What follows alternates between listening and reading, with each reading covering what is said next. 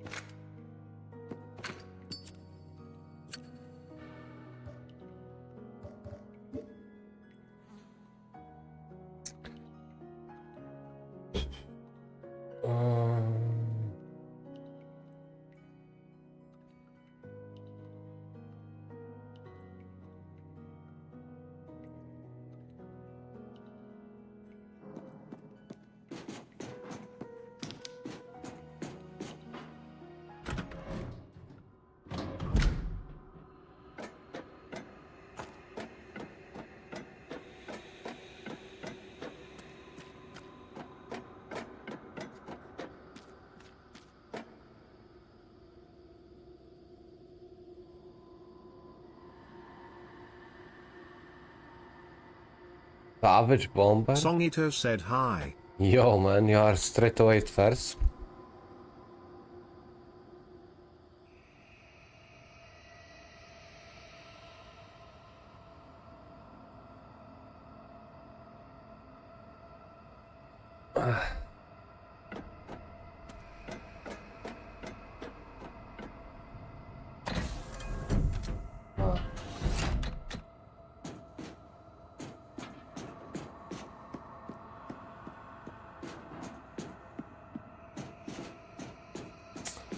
This is this shit.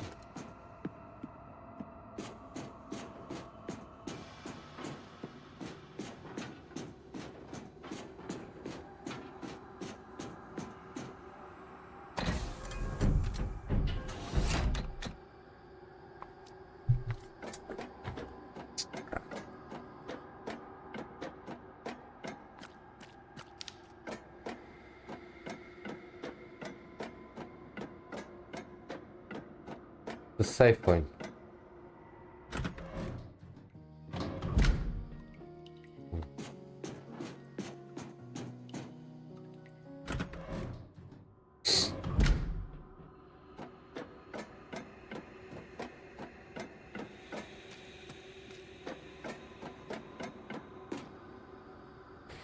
You know what? I wanna like yeah.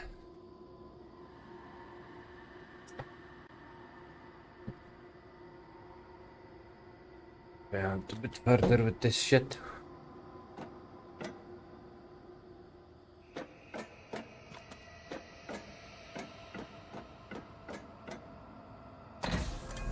Kurwa mać.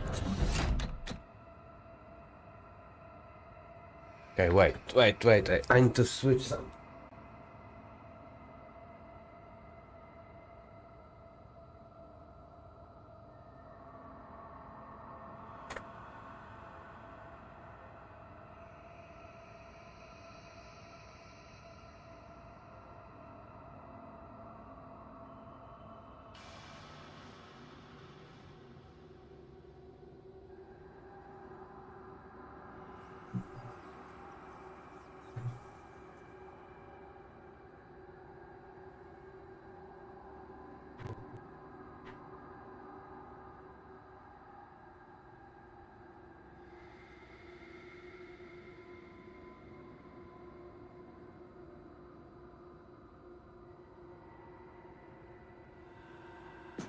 Okay, stream chodzi.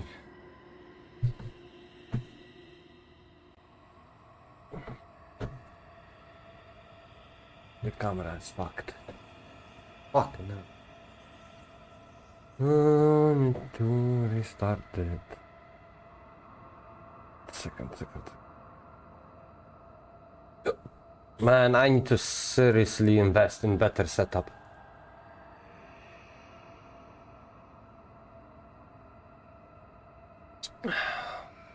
Camera.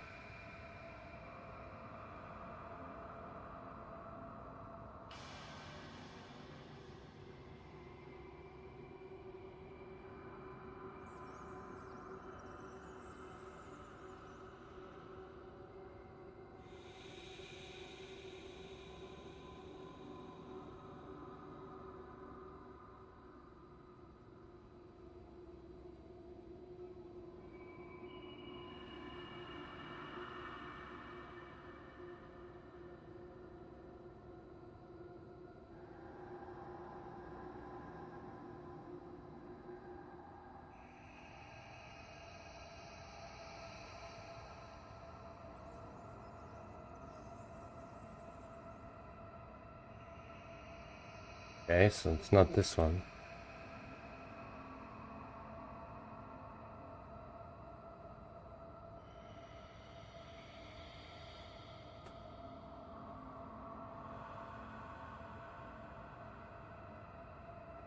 Oh, you son of a bitch, kurwa.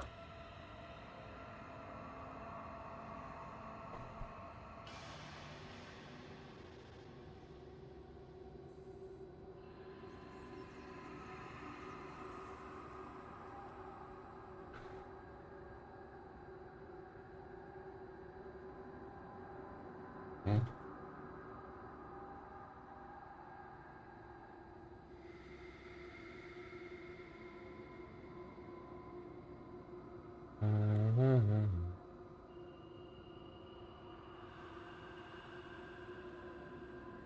Why, why did it happen like this?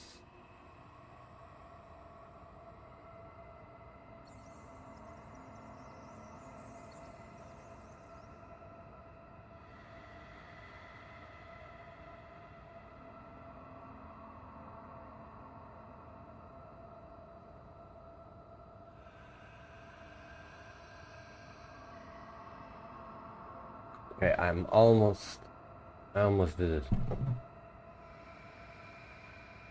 Okay, I should be able to play.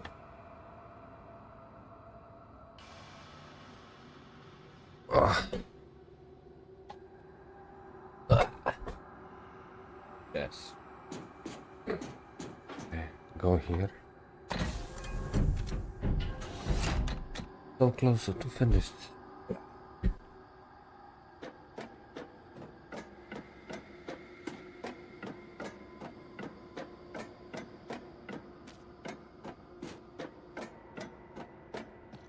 Mhm.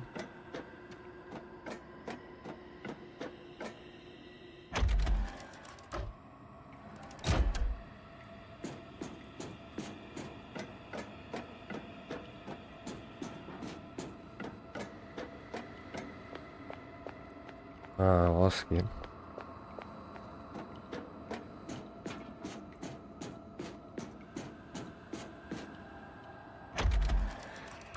Yo, hello, folks.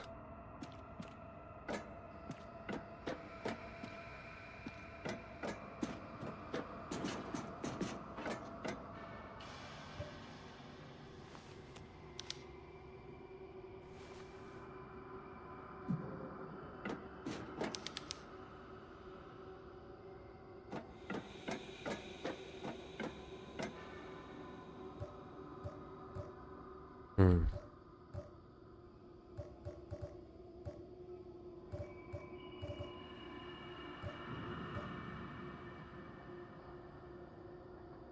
For sure I need something to clean this.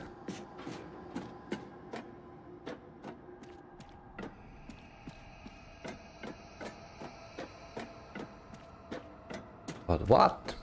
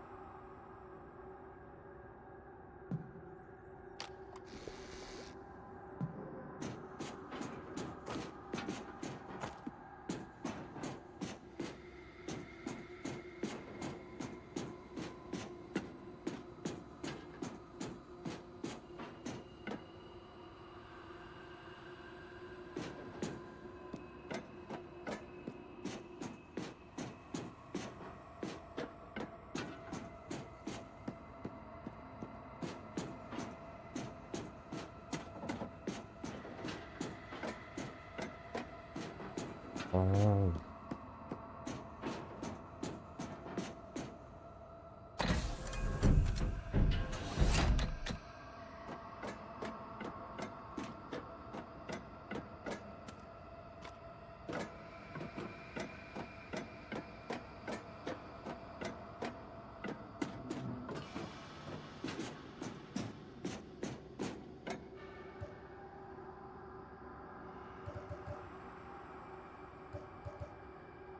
Hmm.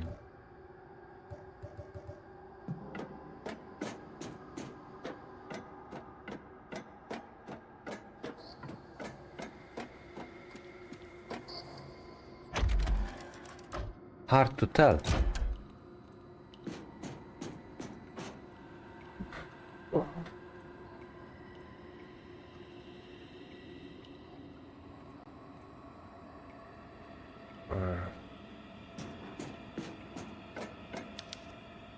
Elevator has no power.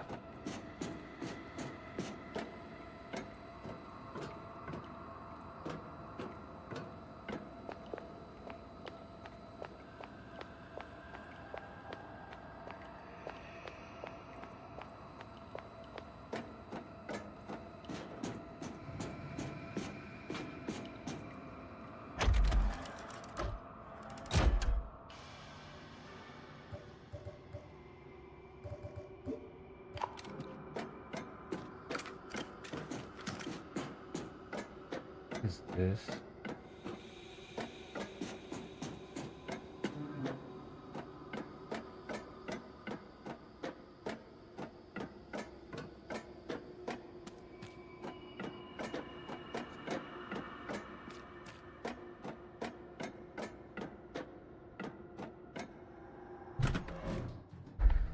Kurwa!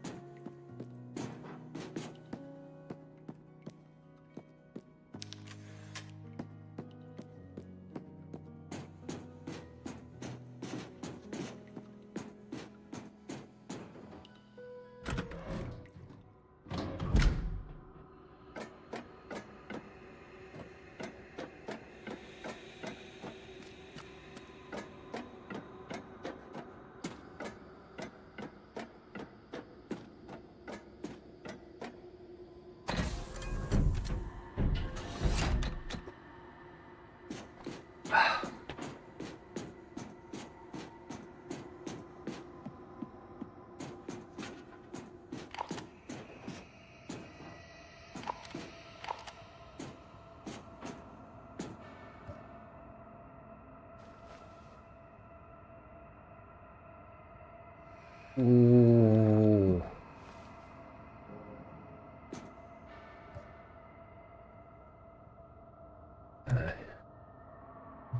That's what I was thinking.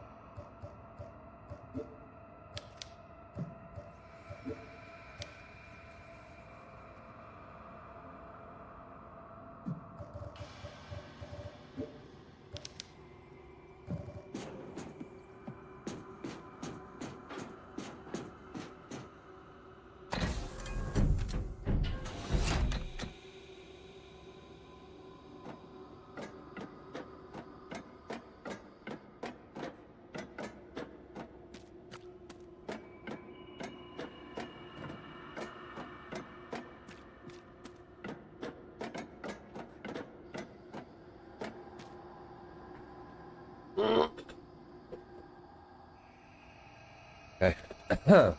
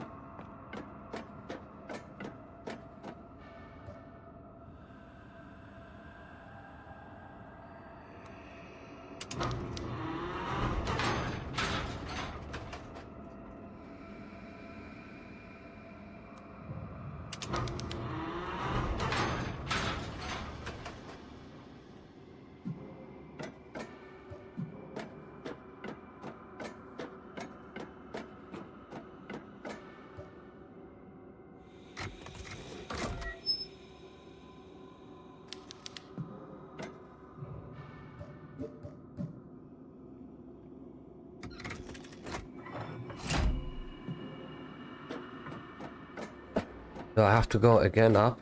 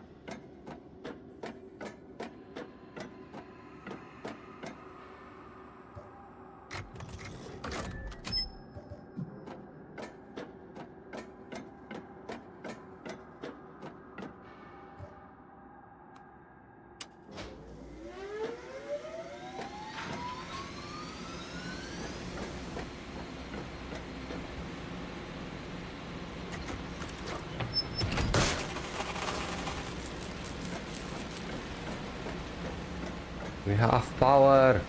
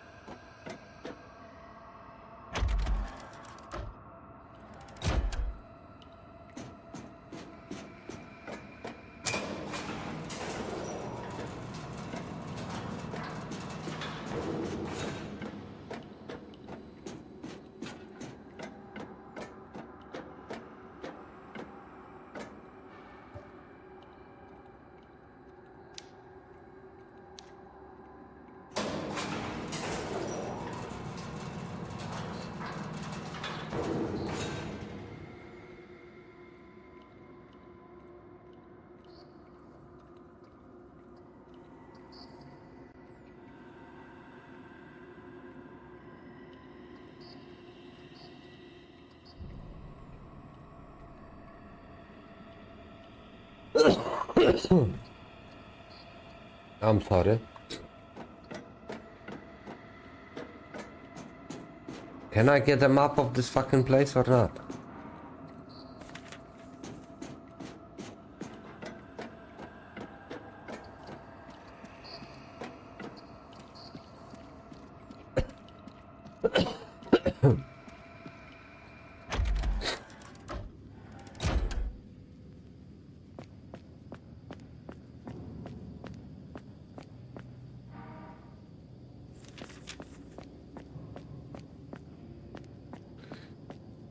And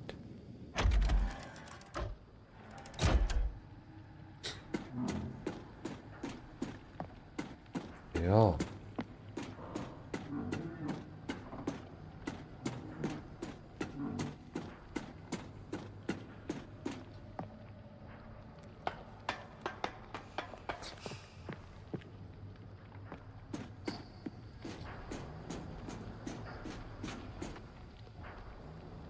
What the fuck is that? System is not powered.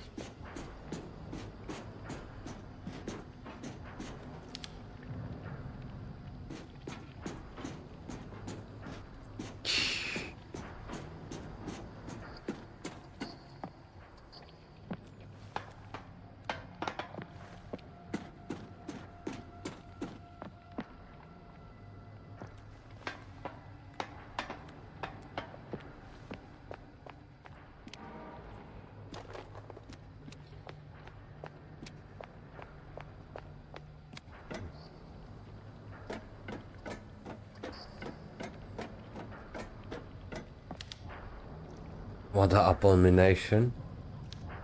Is it alive?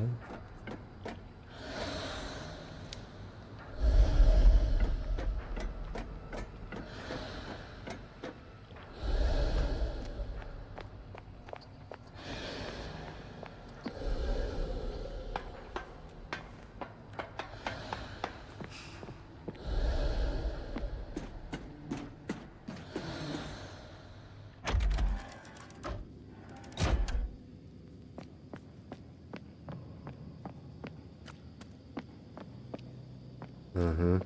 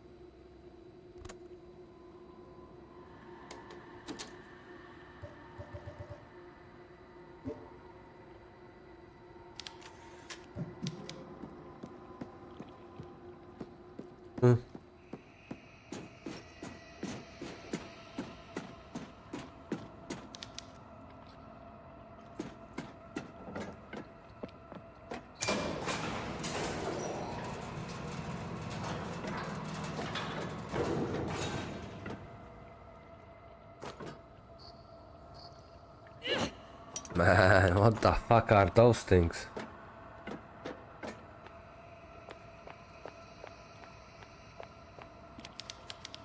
A large fit of some kind of beast is complete.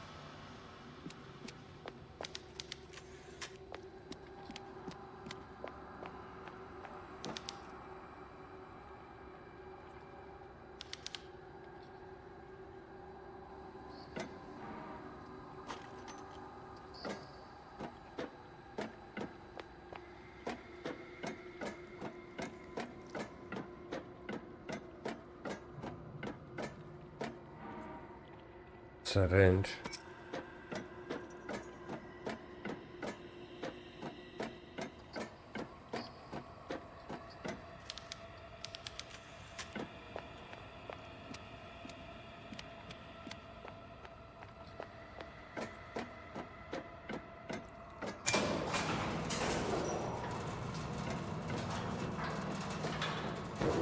Okej. O kurwa!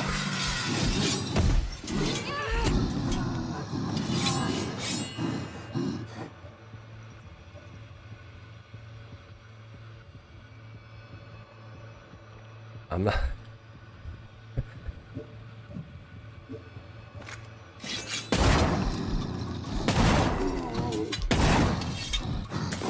Good.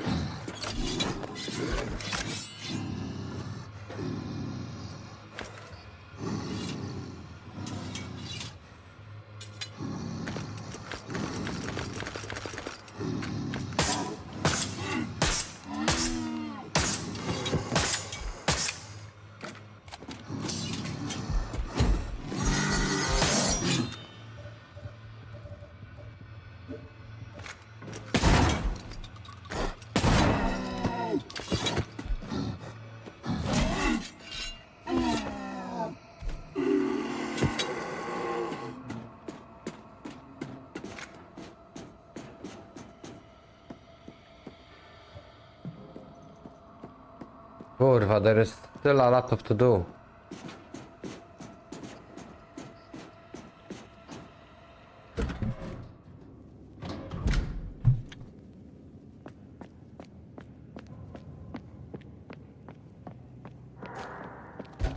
Ja pierdolę.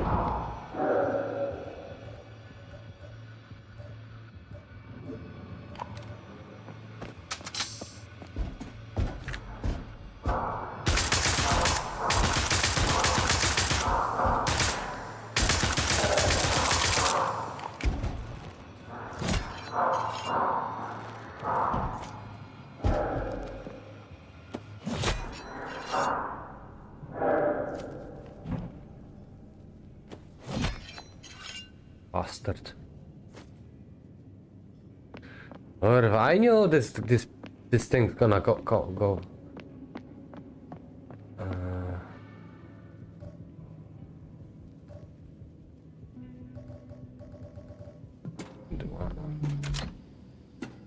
Oh. Yeah.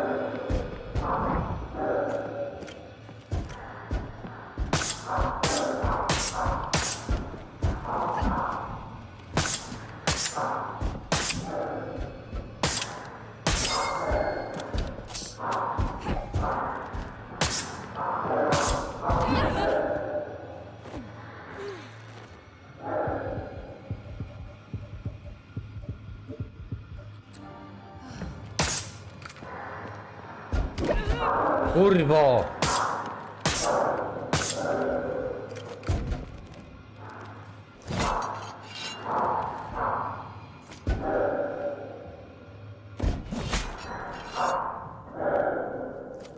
Bastards.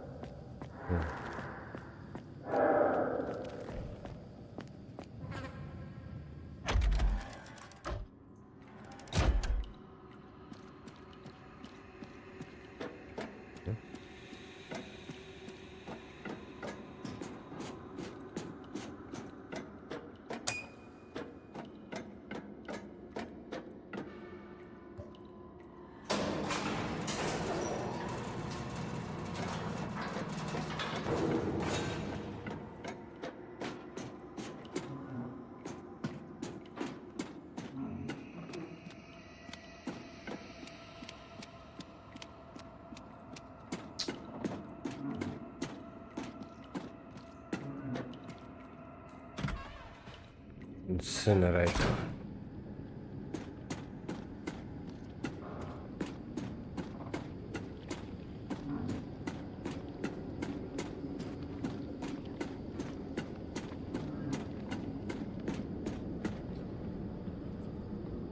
The fuck is that?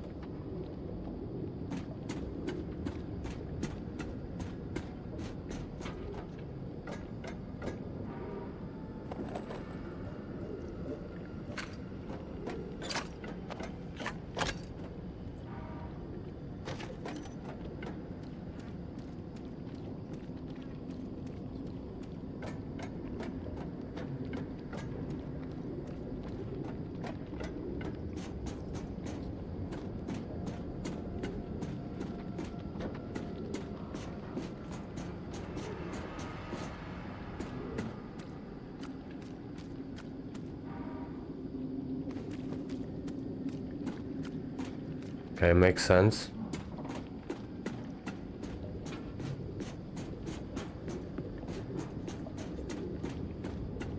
I need to see speedrunner. Kurwa, what?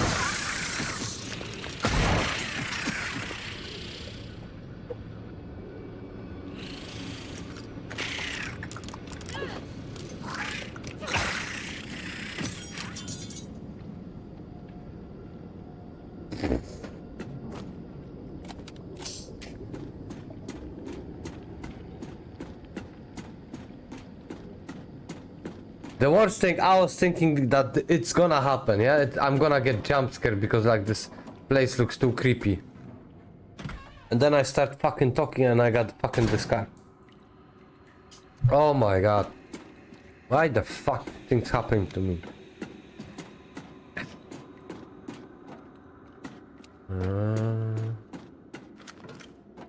Do not enter.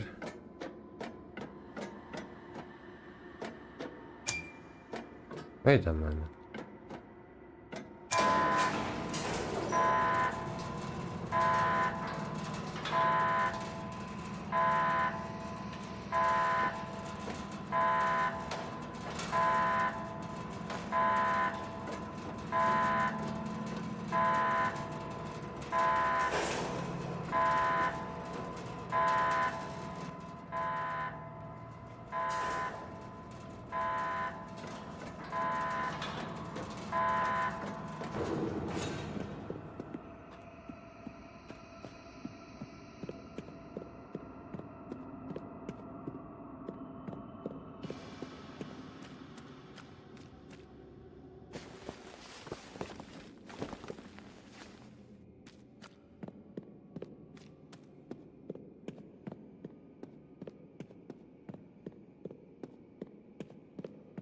What the fuck?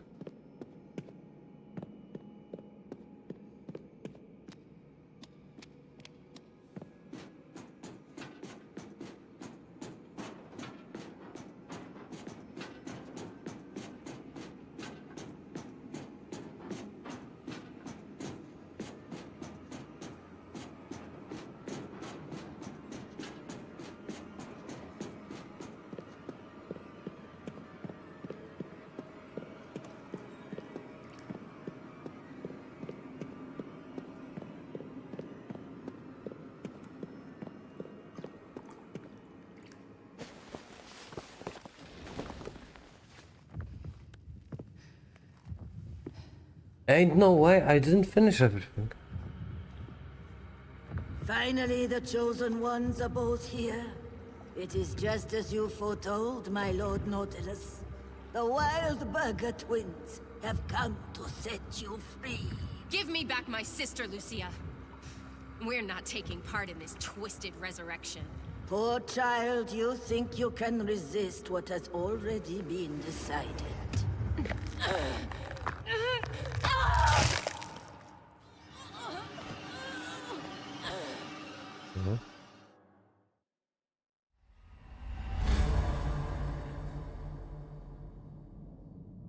What the fuck? Why?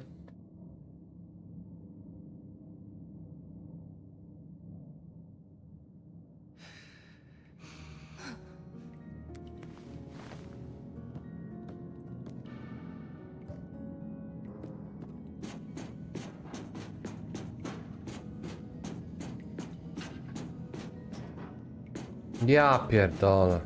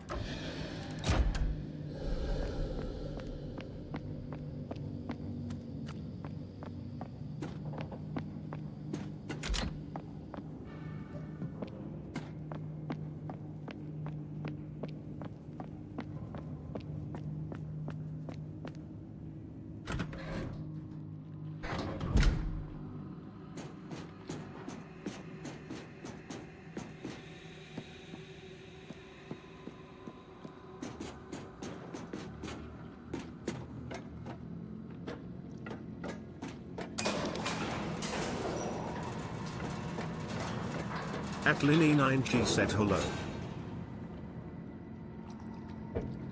Yo.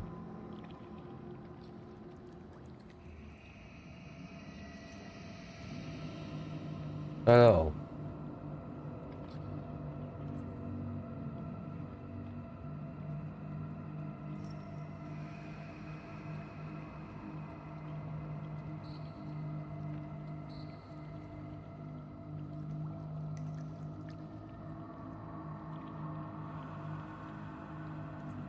How are you doing?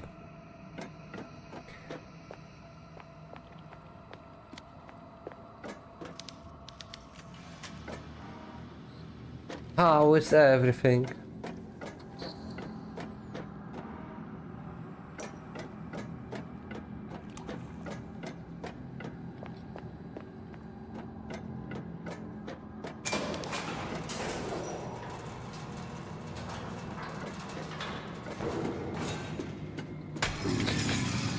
Ja pie... That's bullshit.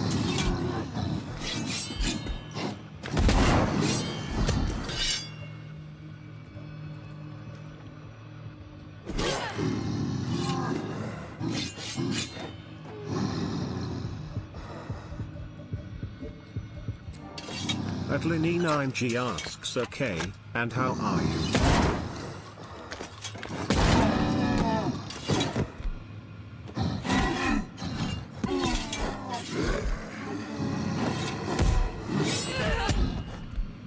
I'm good.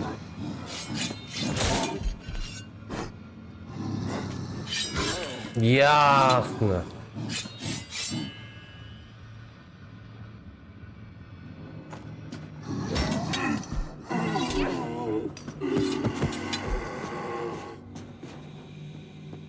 It's your first time here?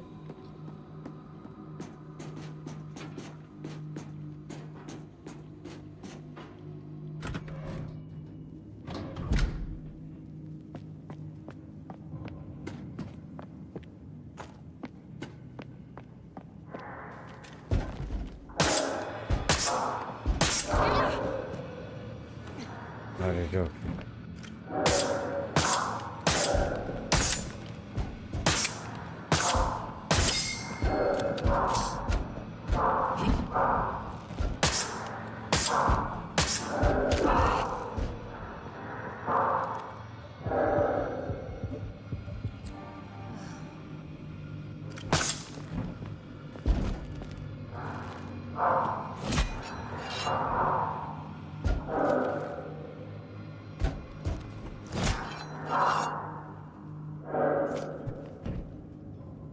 What kind of... I don't know what to say. Welcome to non-commentary channel.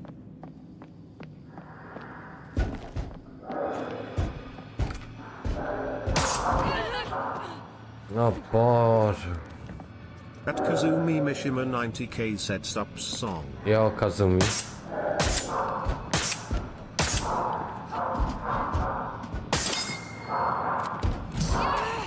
At Linny9G said forgive me, but I can't understand you without Google Translate _carrot. Okay.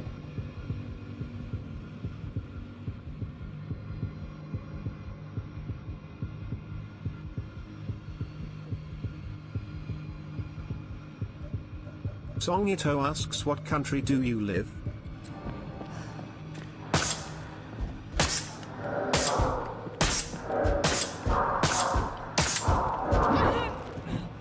Kurwa, I'm sick and tired of...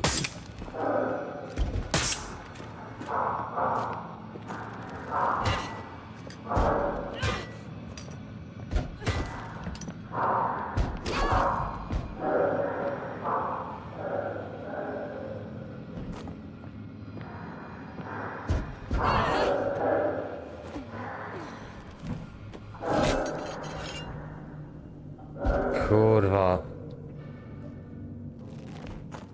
Whole section I could do better.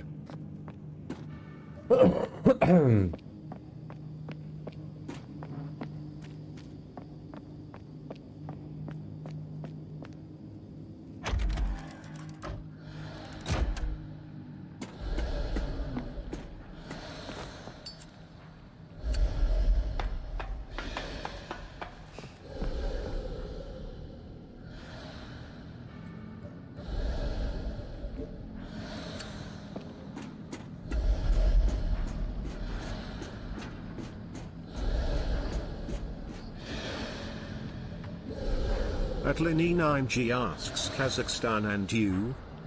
Kazakhstan.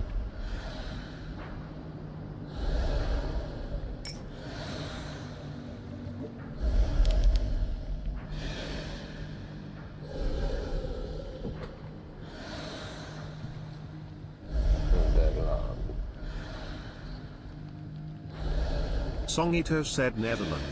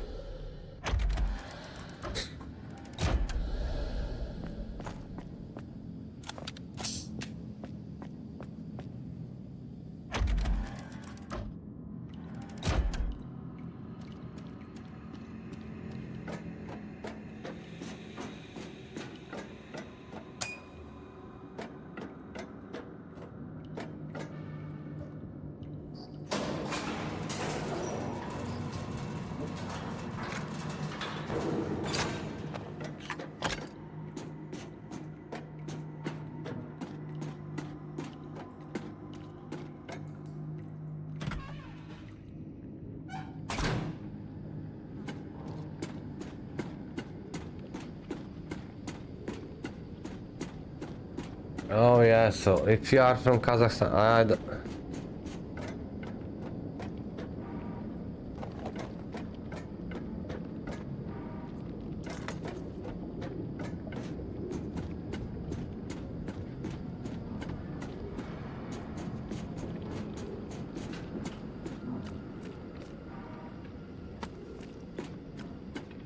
yeah, I'm running away.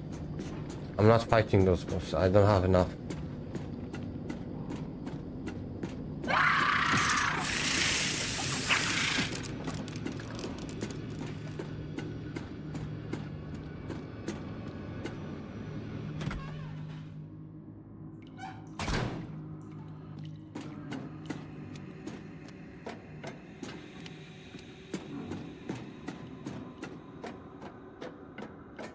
Okay, so that's no.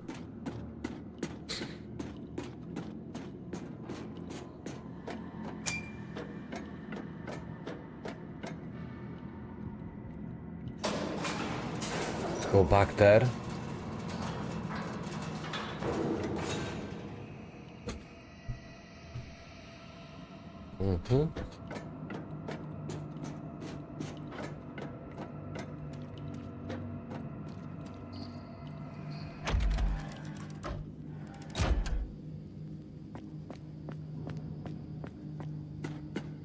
Something comes and scares me there.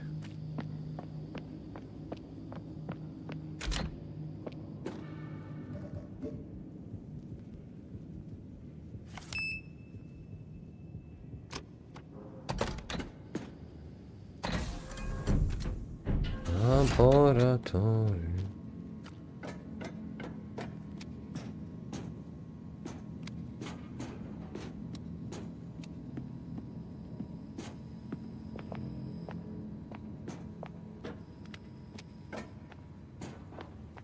I'm expecting a tape.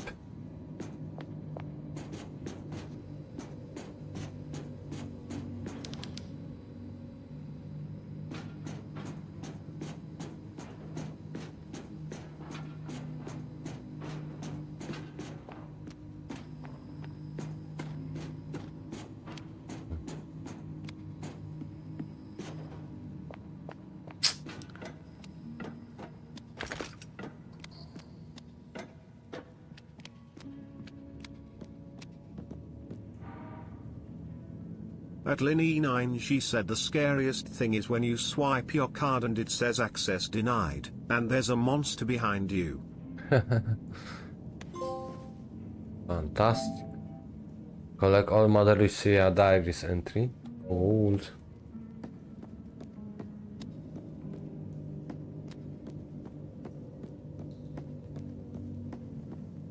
I knew it.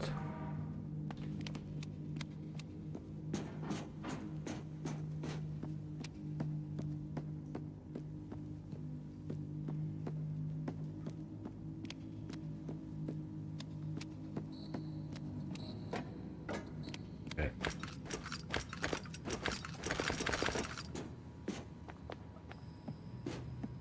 The only thing I'm missing is jump scare from here.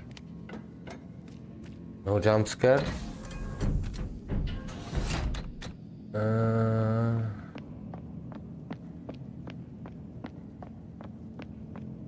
Is it here?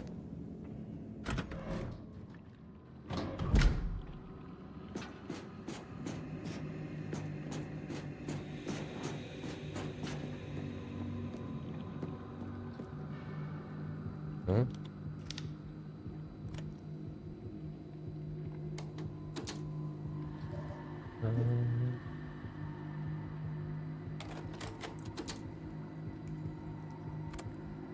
Play.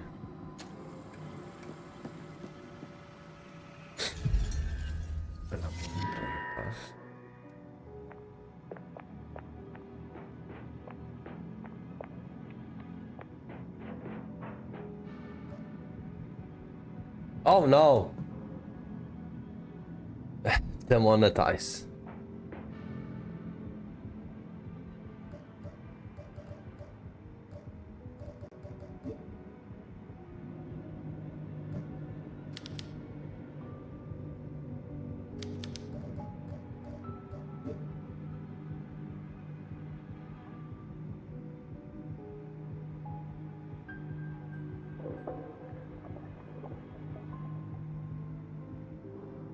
God damn it.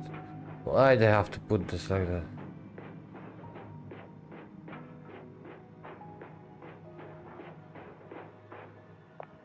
Do I do something else here or this is all?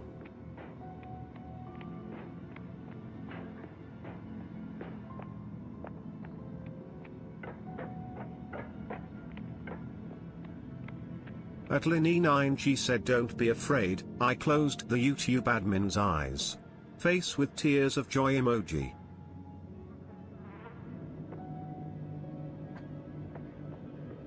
Well, like that's not my scientist.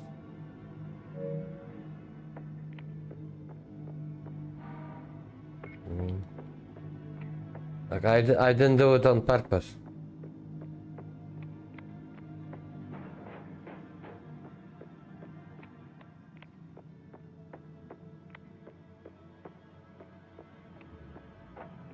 It's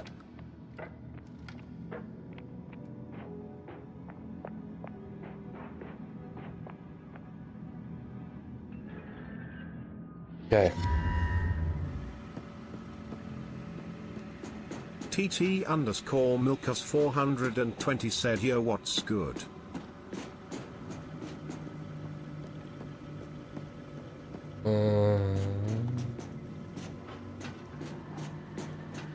Yo, I'm about to finish this game. Yo, milkers. I am thinking I'm close to the boss fight. At Linny9G asks, do you play on Xbox or PlayStation? I play on PlayStation.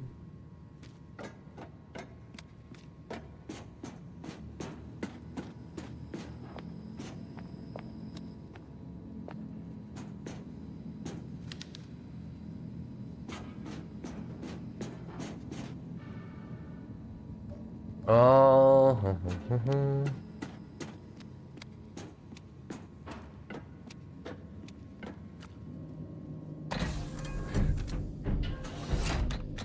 At Linny9G said and you are rich underscore carrot. Underscore carrot. I would not say I'm rich.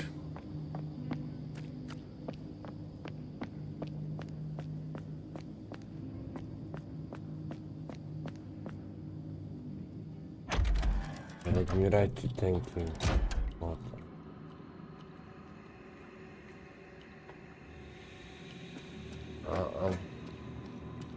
Songitto said thank you but I'm not rich. TT_Milkus 420 said Song is Andrew Tate's cousin.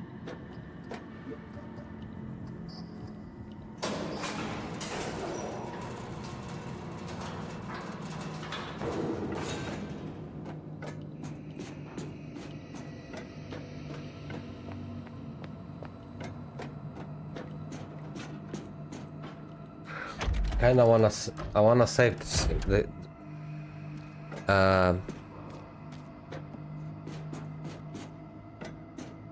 no.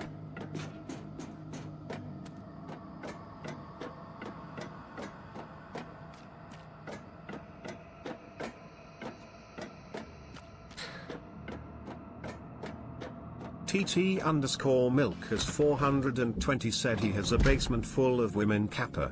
Yeah, they are all doing camera work. Atlini9G said it's just that here, those who bought a PlayStation or an Xbox are considered rich. Grinning face with sweat emoji.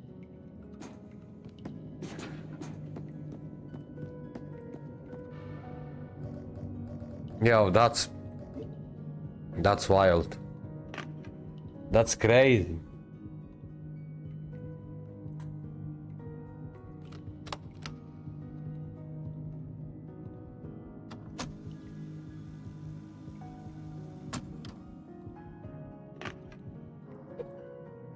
No, like buying PlayStation here is the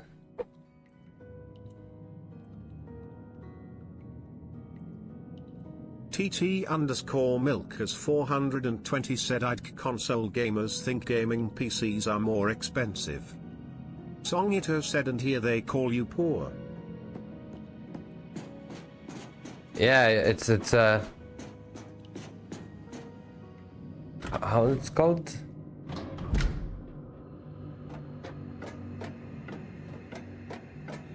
Brokey. That you are a brokey if you buy console here.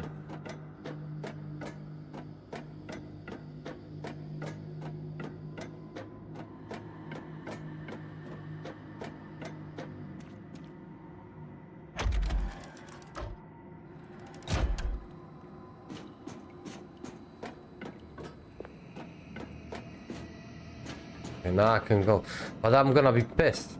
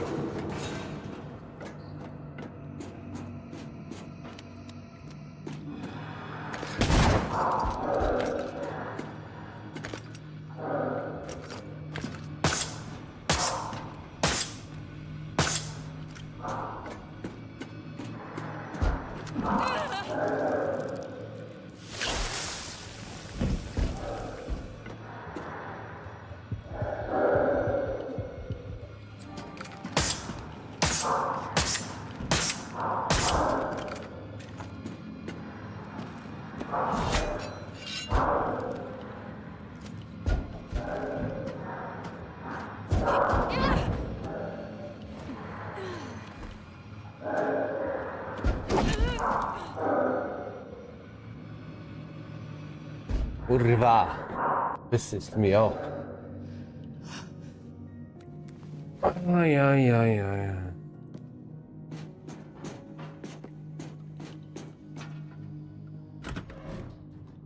I kinda wanna save all the ammo I have. Do I have a lot?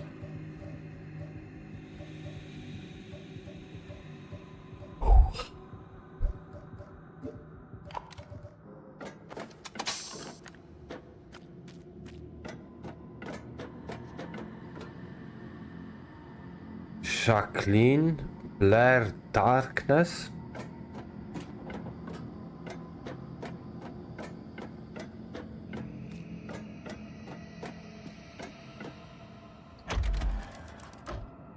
Jacqueline, Blair, Darkness.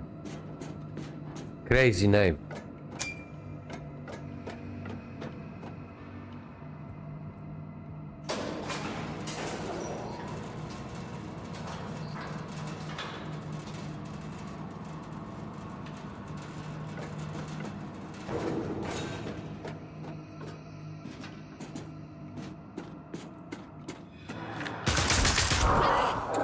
What a bastard.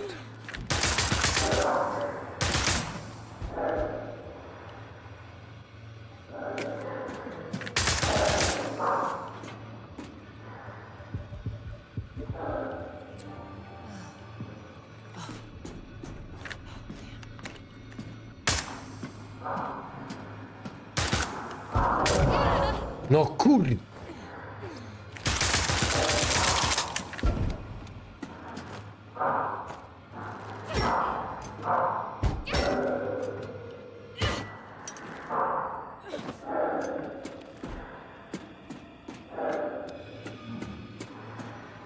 Kurwa mać.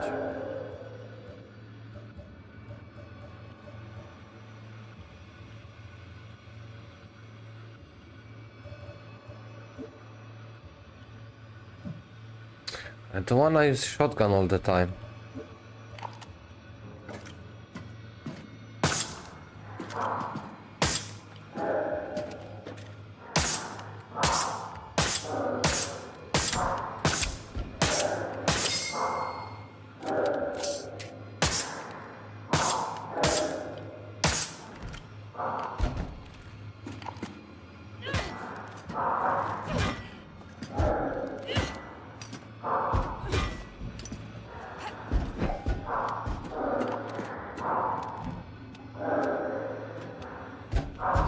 No yo!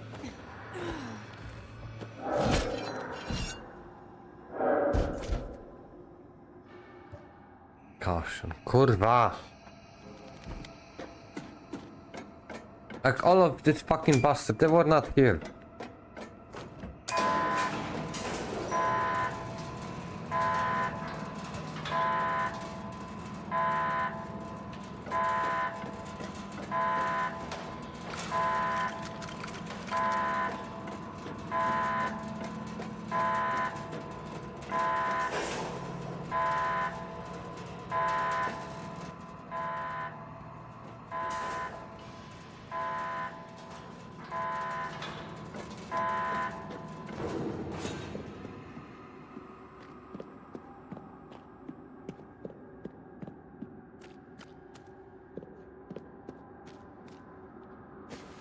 Ancient temple.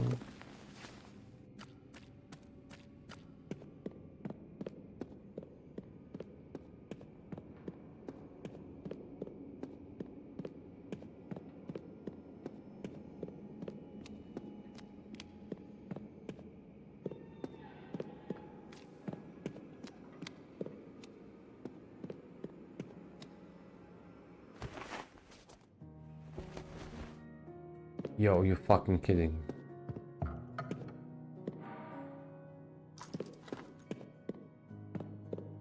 Give some healing item, please.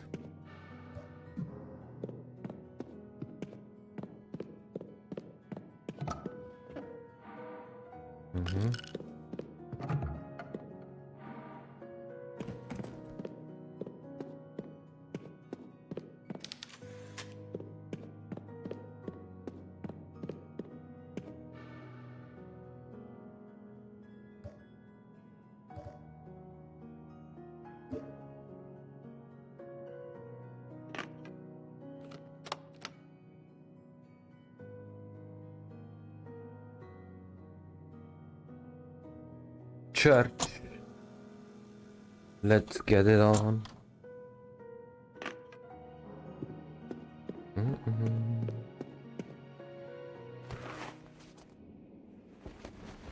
Is there anything else I can get here?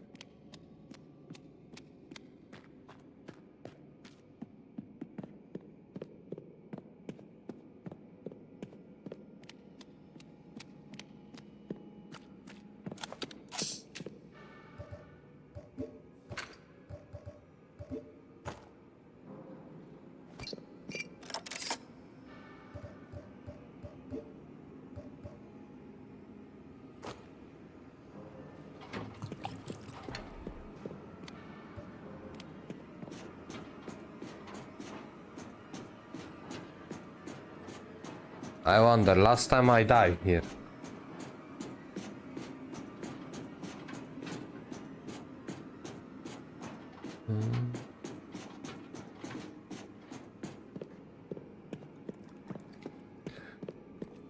Hell yeah.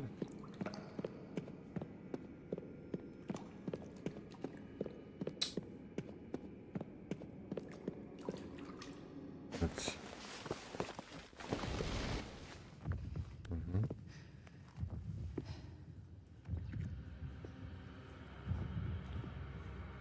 Finally, the Chosen Ones are both here. It is just as you foretold, my Lord Nautilus. The Wild Burger twins have come to set you free. Give me back my sister, Lucia. We're not taking part in this twisted resurrection. Poor child, you think you can resist what has already been decided. I'm not infected with your puppet virus. Your mind control tricks won't work on me. I don't need the virus to control you, Caroline. I've been pulling your strings all along. Nice You're face. delusional. Am I? See how the flesh of Nautilus beats fiercely within its confinement? That's all thanks to you, my child. Remember the 4 entities you killed. Pighead and Dr. Hearts, the Iron Maiden and the Harvester. Each of them was a vessel that held a fragment of the soul of our Lord Nautilus. Only you could have made that journey to the other side and broken open those vessels, Caroline. What? You played your part perfectly. Yeah. And now my plan is almost complete. Those soul fragments are reunited here within the seed of Nautilus. And his essence is poised to bring salvation upon our realm. Haven't you seen the effect that thing has already had on this town? Is that the salvation he'll bring to the rest of the world? I shall be the guide and emissary. I have taken steps to harness his infinite power. Yeah, Now yeah. come, join your sister. I need you and Anna both to activate the mechanism that will awaken our Lord. You are the heirs of the blood of the ancient guardians, and this is your destiny. Forget it. You can't make me. You're trying my patience, young lady. Do as I say, or I'll make your sister open her throat from ear to ear. Stop! Fine. I'll do it. Just don't hurt her, please. Just step up to the pedestal and place your hand on the touchstone. You have been a loyal handmaiden to the cause so far. TT Lucas 420 just redeemed Vine Boom. Find Nautilus ungrateful in the bright future you bring to pass. This is madness. What makes you think you can harness this demon? The puppet virus has been injected into the seed and is already assimilating with his essence. I shall hold the reins of his will just as firmly as I do Anna's. Do you ever listen to yourself, Lucia? I don't think you have any concept of what you're dealing with here. Hush now, child. Hush. Now it's your turn. Place your hand upon the touchstone.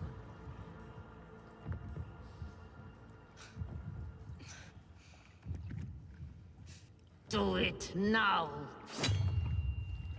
You'll regret this.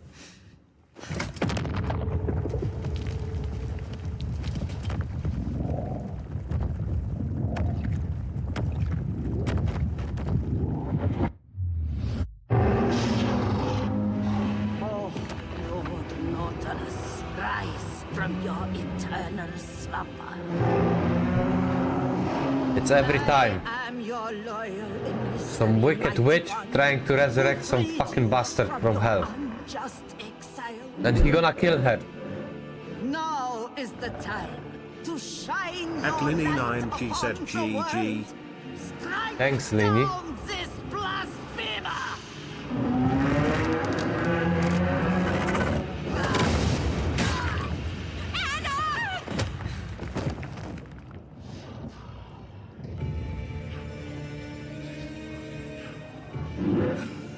That was a mistake, demon. I'll send you TT straight back to underscore the other Milkus side. 420 said what a surprise. Who could have thought about this? Or what the...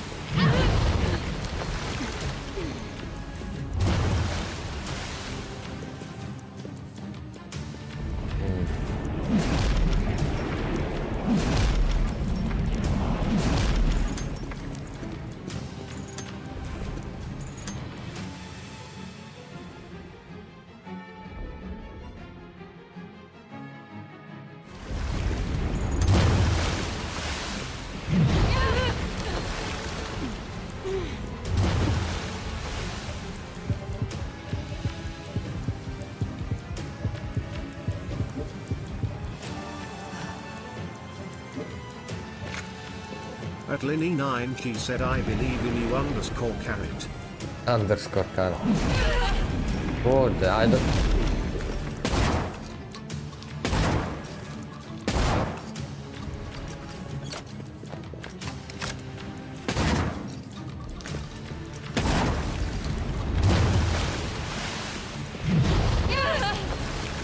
Evo, how supposed to...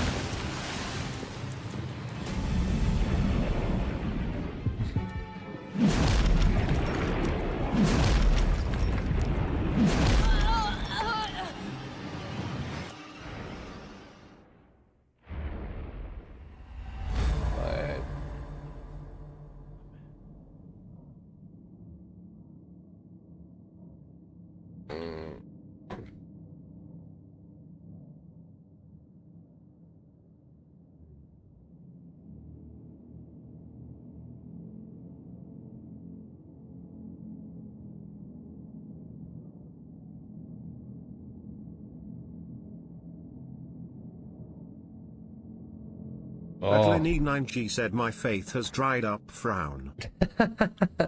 yo, relax.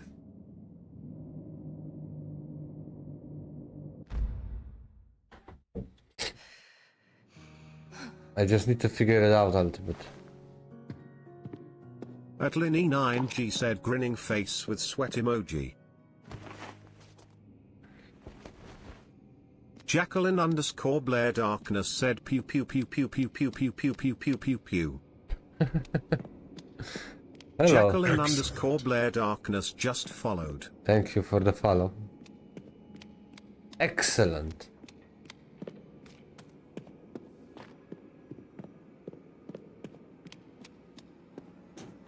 Jacqueline underscore Blair Darkness just redeemed Vine Boom.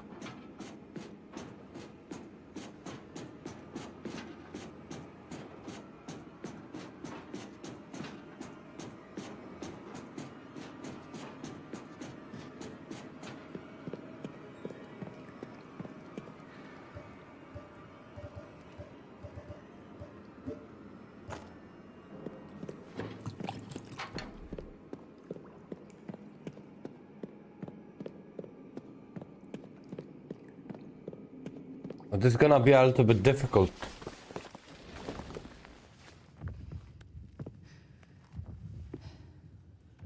Yeah, we can skip on this.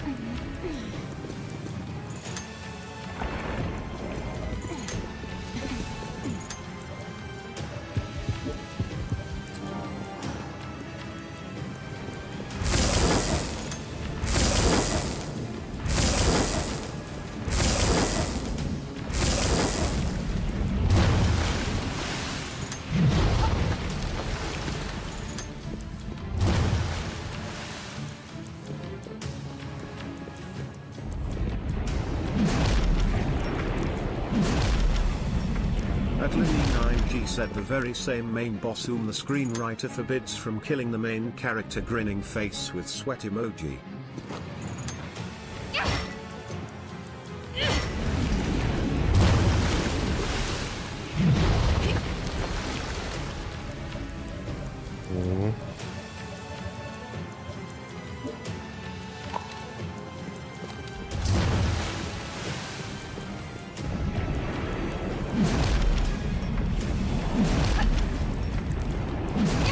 Aye, aye.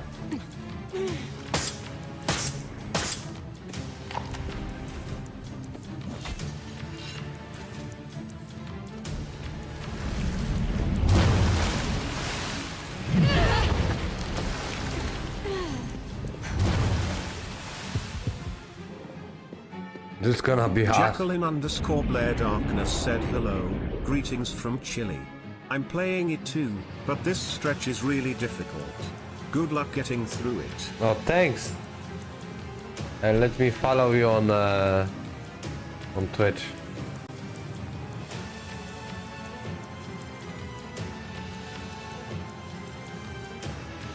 Yeah, and also I'm out of items.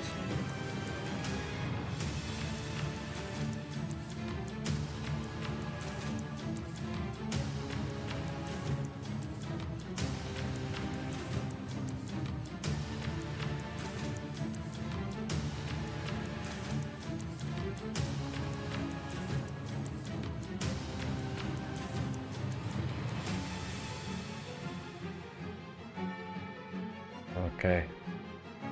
I followed you on Twitch. Thanks very much. Yeah, I'm probably not gonna make this one.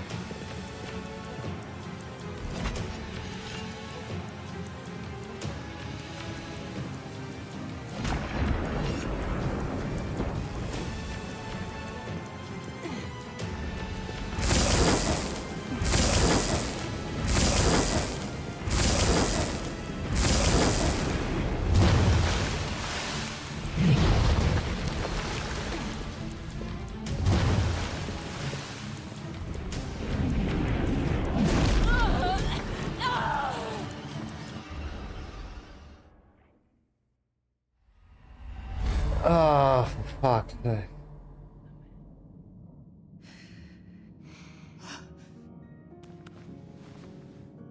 There is a way to do it better.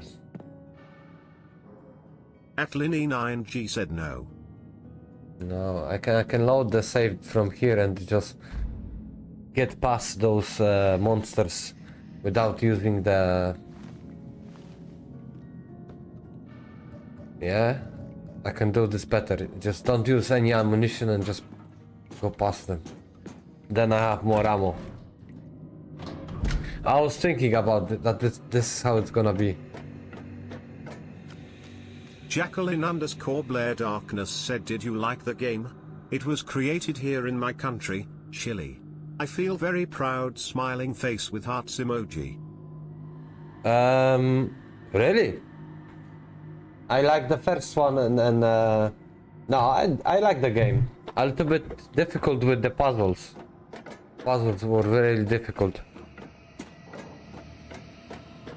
But the game I like.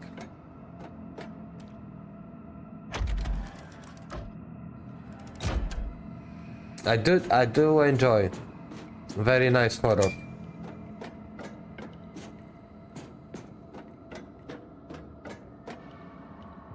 Chile? Wait. No, Azucena is from Peru. So I need to try run past those bastards. And don't use ammunition on them. And then I can save this shit. So we go like this. Yeah, I don't care.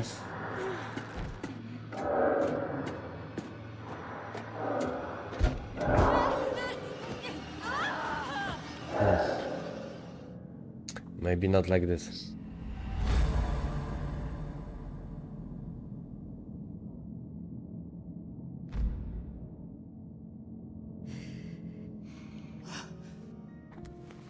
Hey, you like wait. Tormented Souls 2.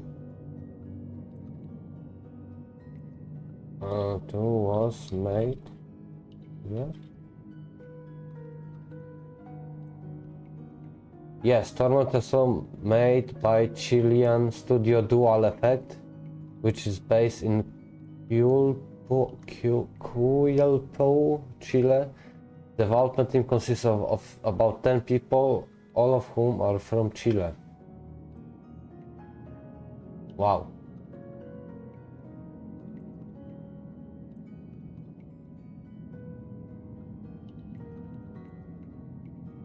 Wow. Yeah.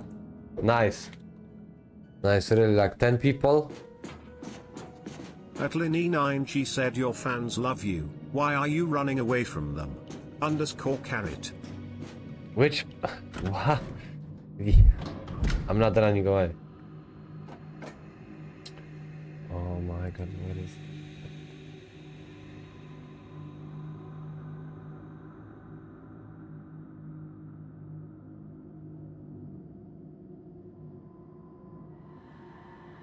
Trying to fix some things.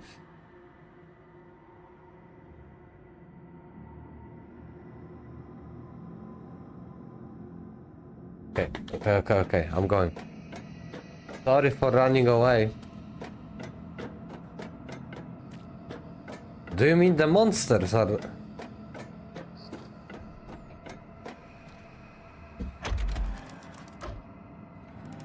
Should I waste... Yeah, maybe I should. One shot per...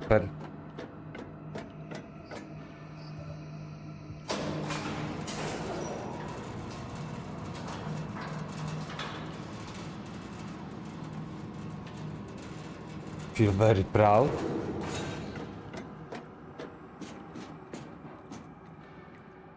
Man, guys, you need to engage with conversation with me. Okay, that doesn't matter, okay? Wait.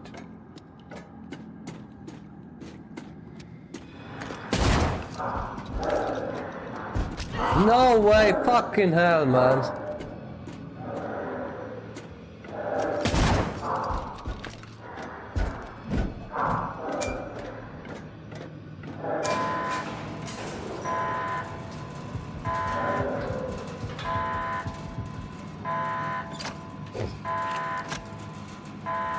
That's the best I can do.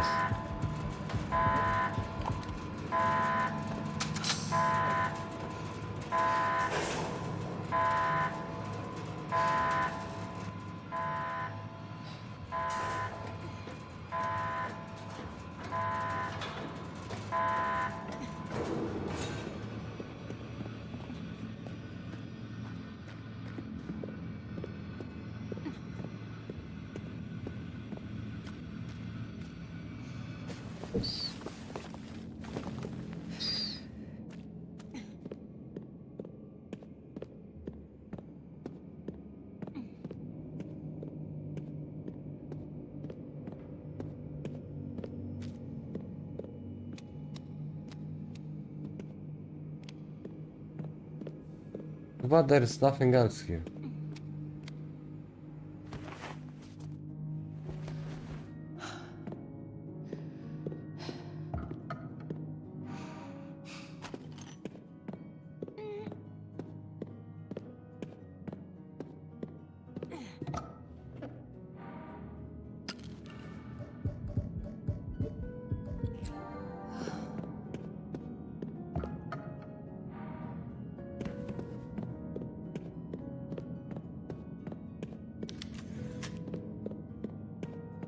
Jacqueline_Blair Darkness said the puzzles were tricky, the lack of ammo also made the enemies harder, but you have to get to the end no matter what, ha ha ha.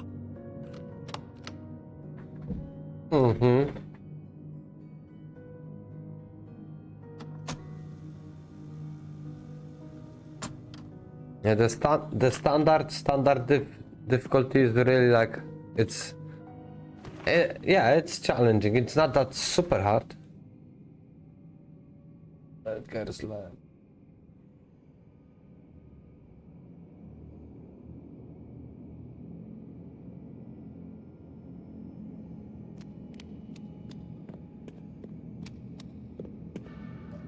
Okay. I need to finish the game. It's the final boss.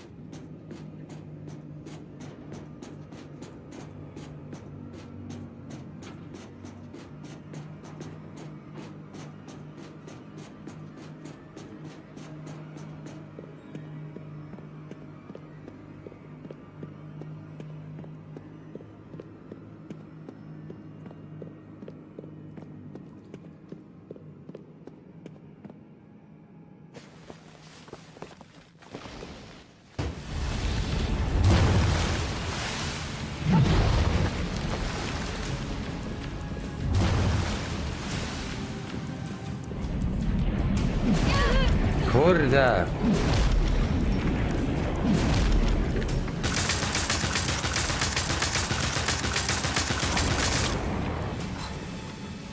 God damn it.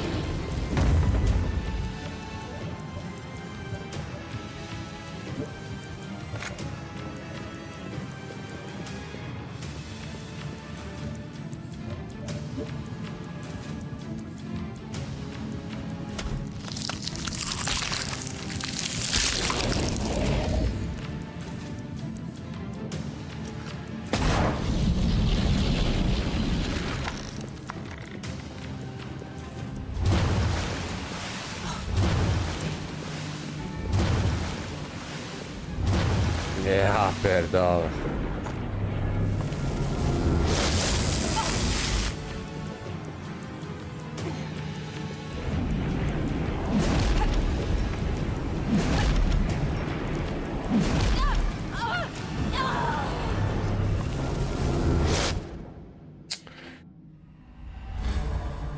Fuck.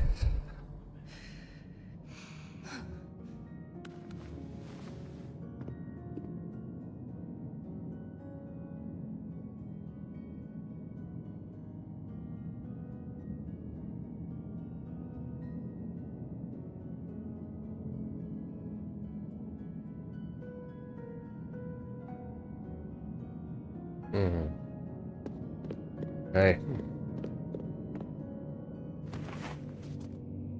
I just need to get better.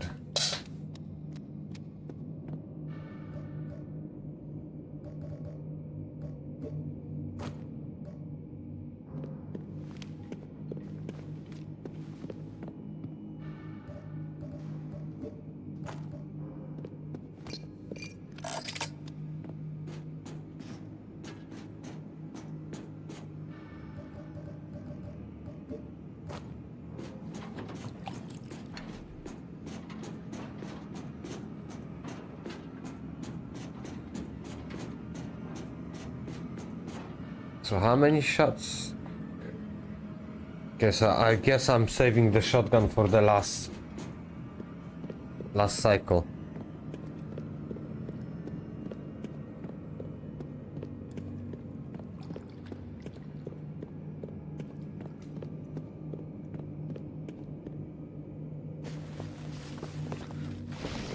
Okay.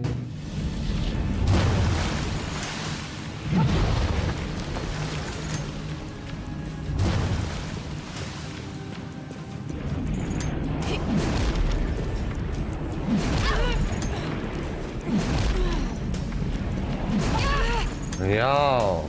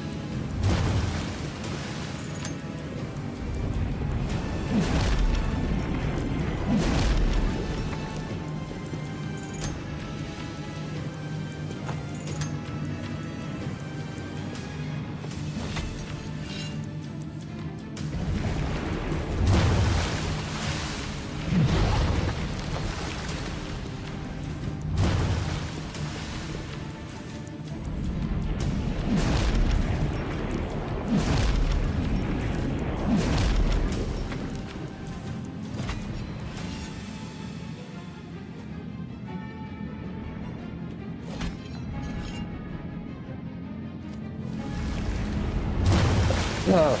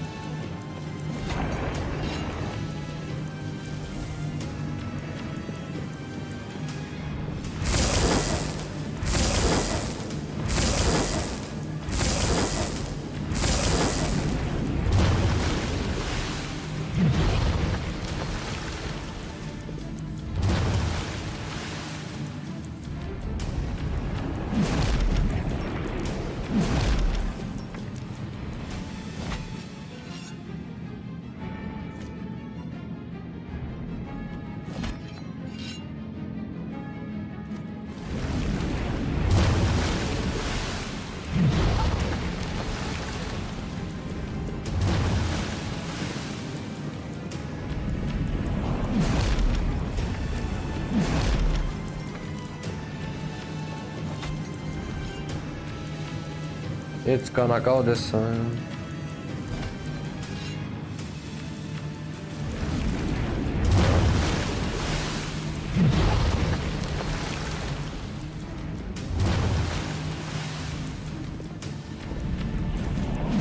Oh shit!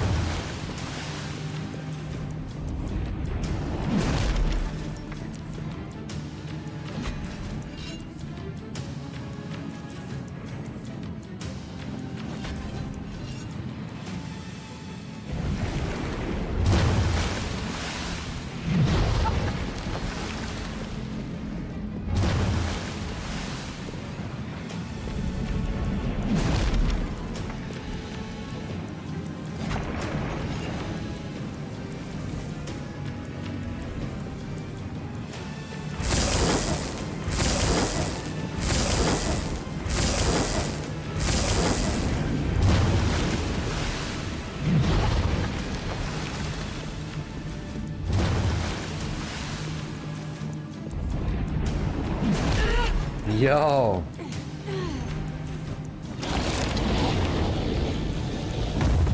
I'm at caution. Fuck.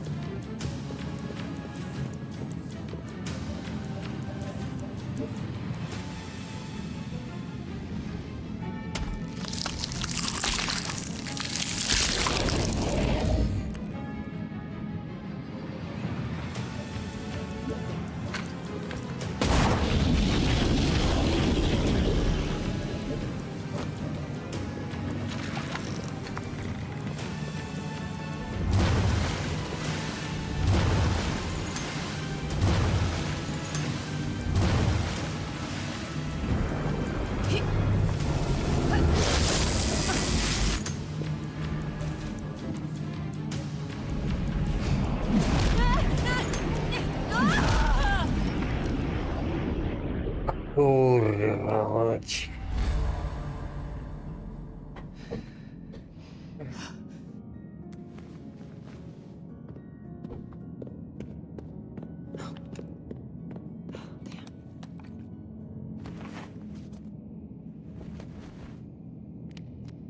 Ojej.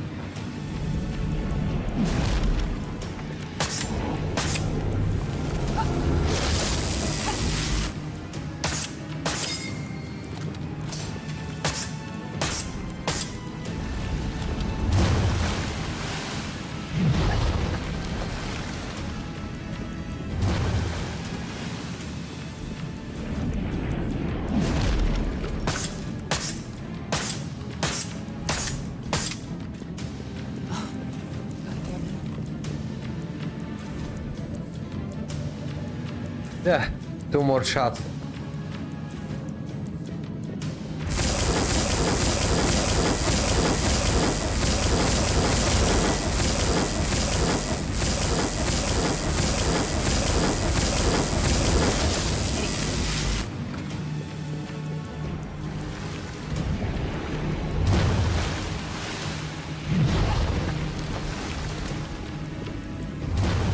Come on.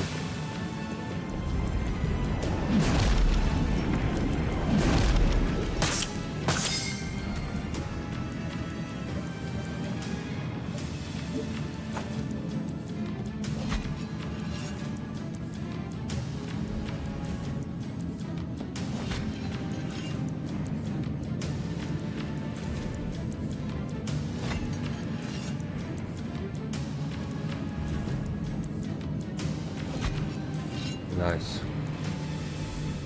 Okay.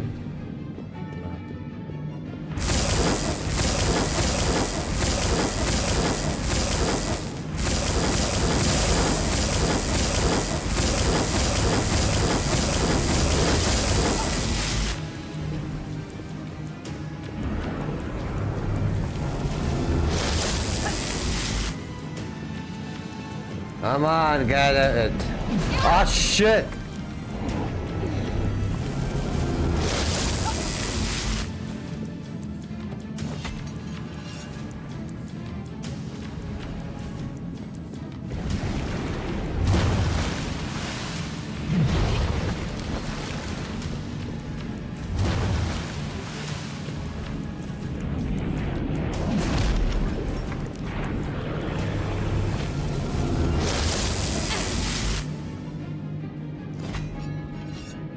Come on, one more shot. Oh, yeah. Kurwa, I'm in fucking danger.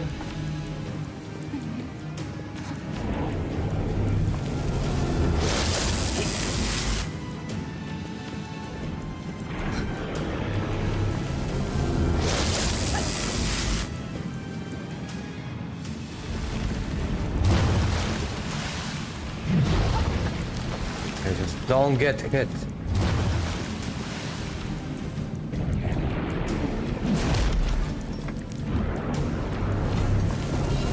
Oh fuck! No fuck, I knew it! I knew I should first jump off. Kurwa. Ay, ay, ay. But I know. I can do this. Just like... Probably it's this turn.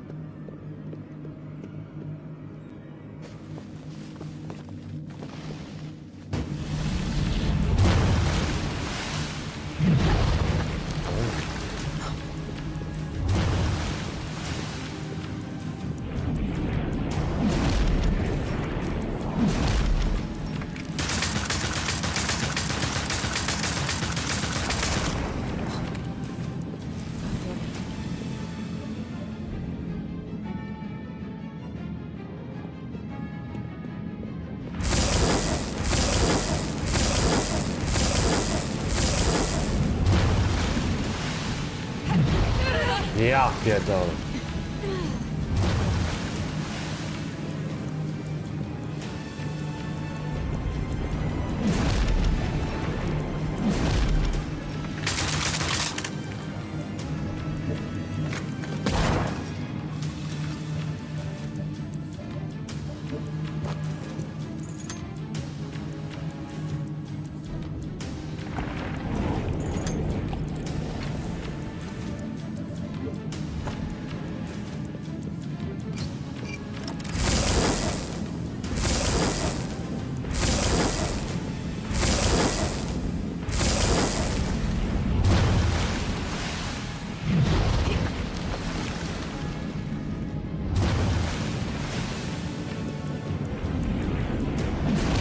Ja pierdolę.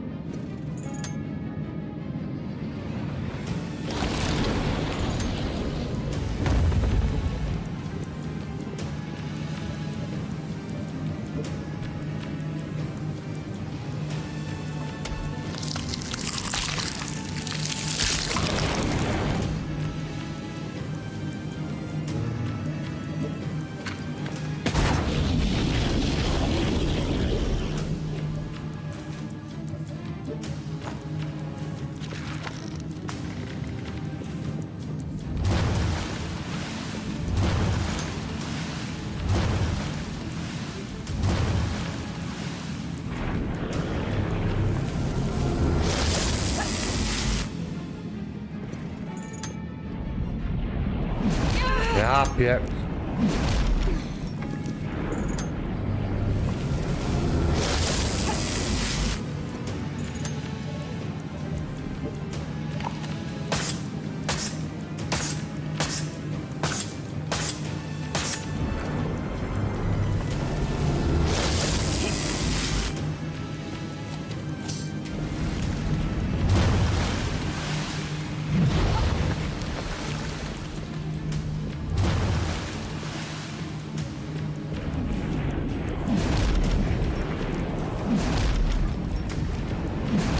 Ah!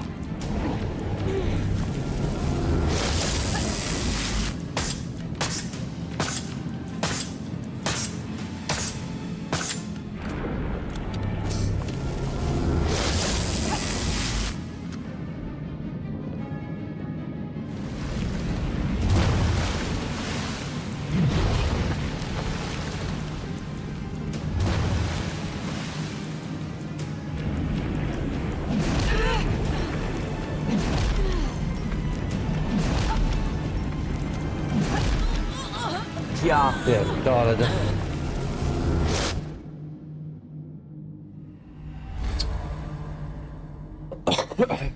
Fucking controls.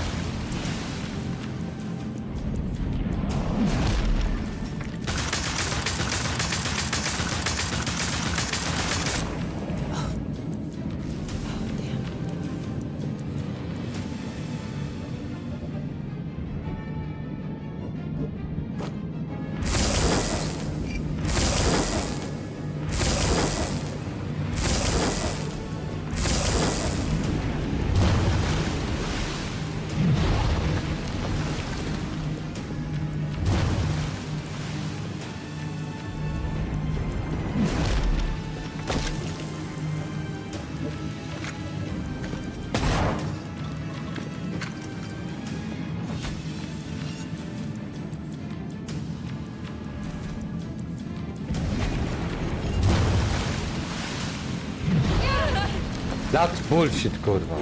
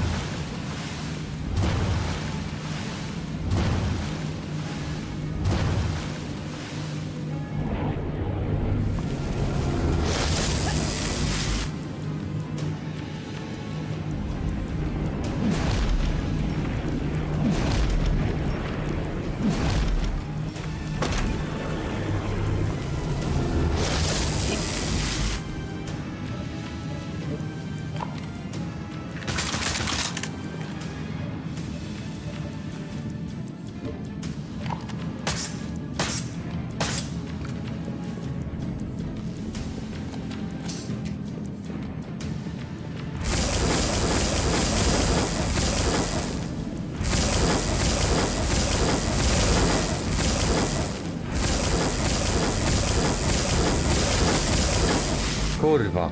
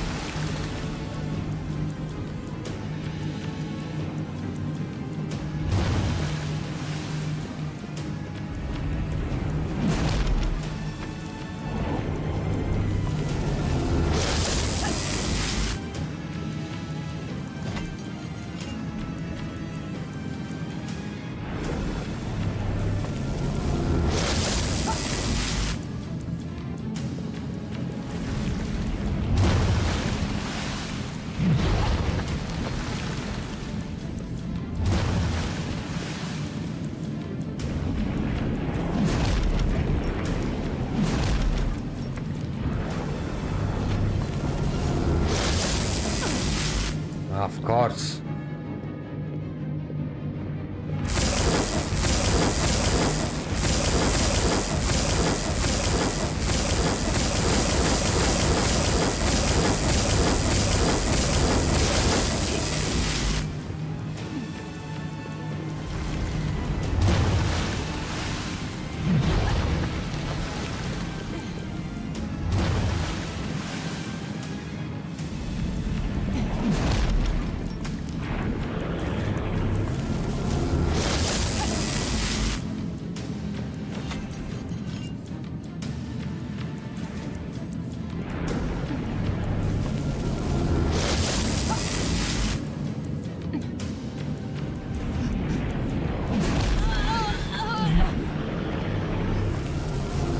Why he did something else?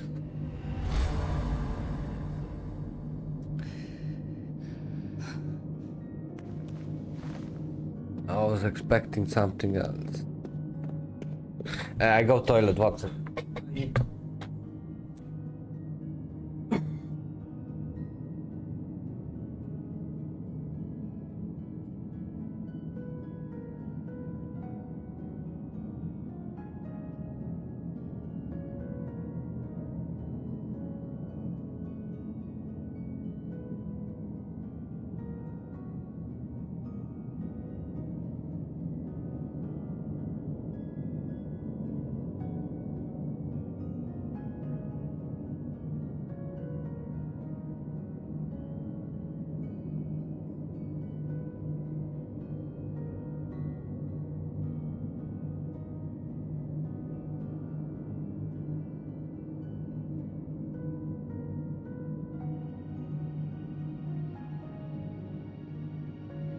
Oh, this is painful.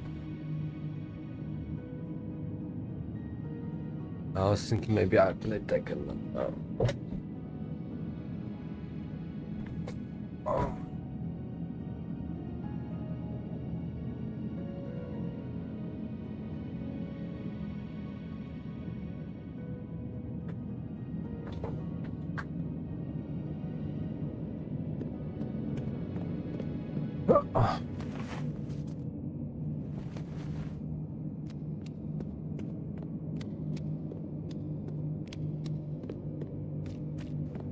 Hee hee hee hee.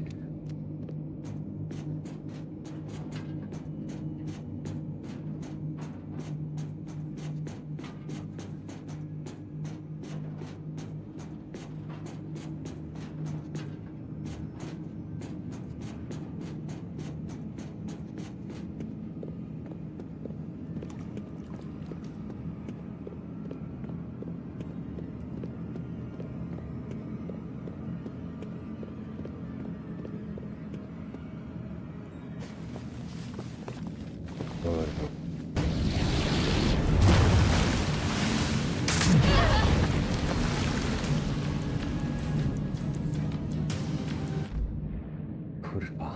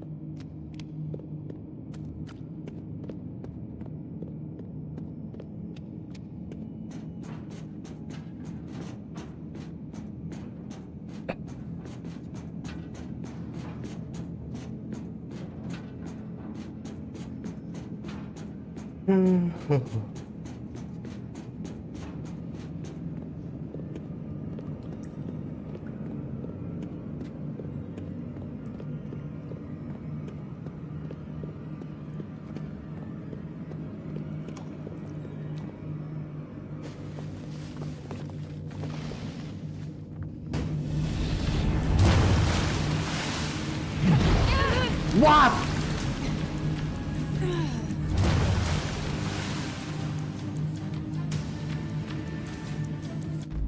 No how, kurwa, if this continues.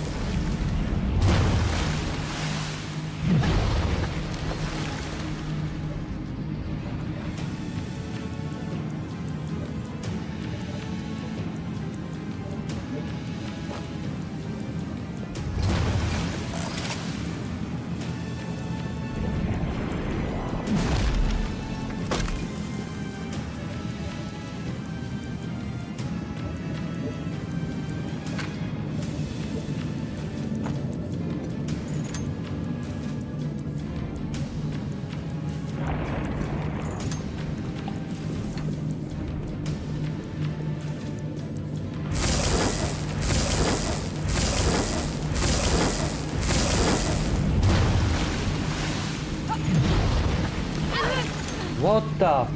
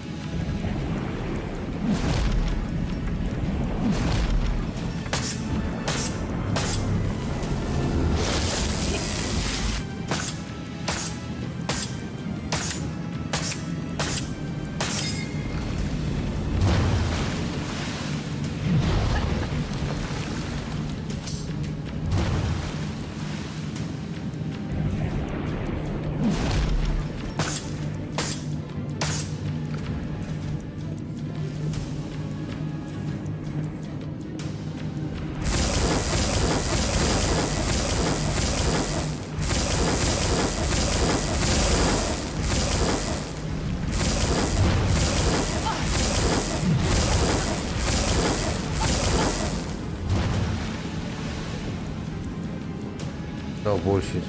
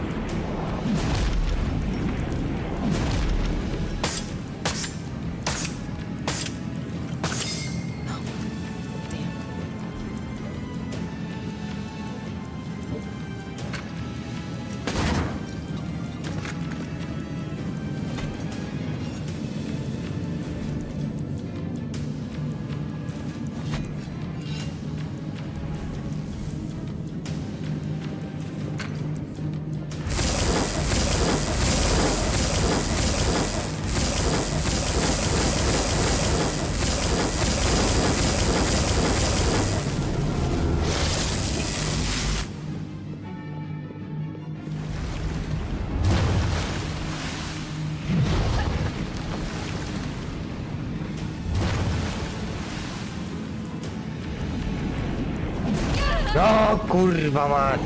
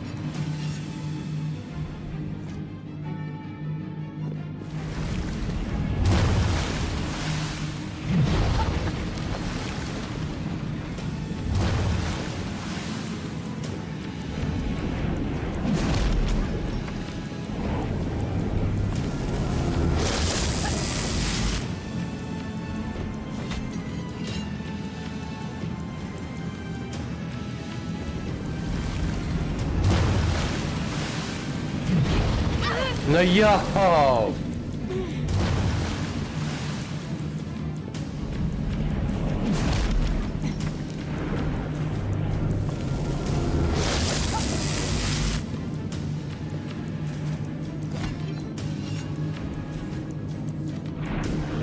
At Sotos Super Saiyan 4 said hello to my friend. Hello, Soto.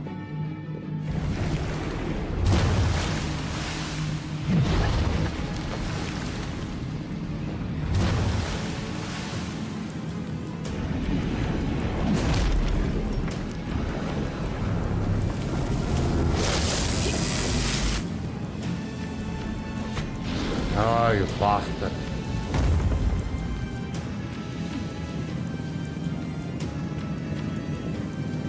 It's the end, kurwa.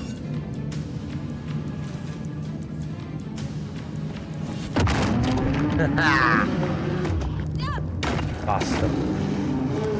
Last moment.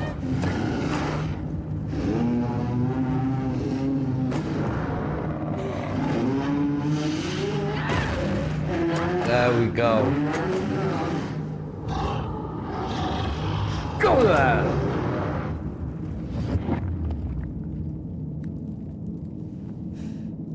Go back to the Abyss, Hellspawn.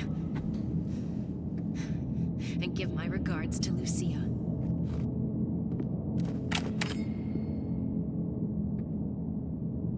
Hurrah!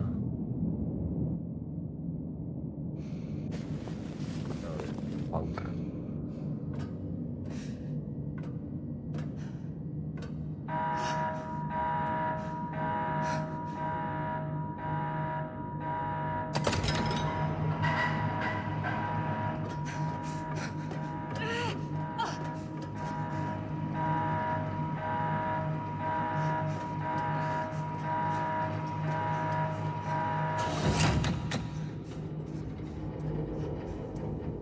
Oh, did I get bad ending?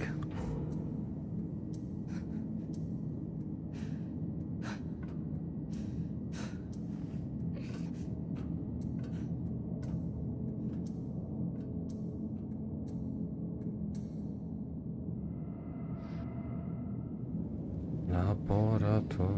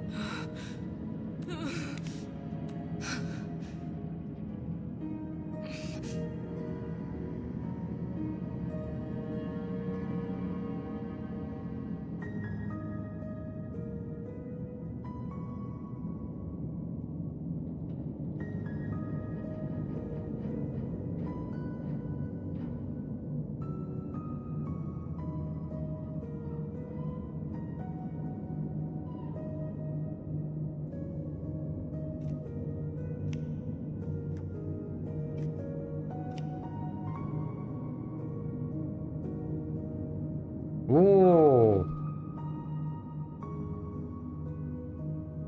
Yeah, makes sense that the skeleton has hair, you know?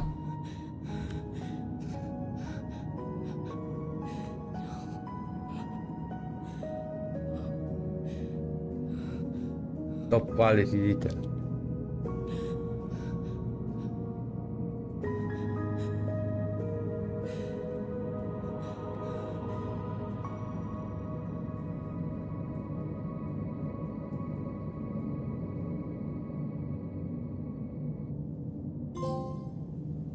Futile. Finish the game getting the bad ending. Ooh. Survivor. End the game on standard mode. Playtime.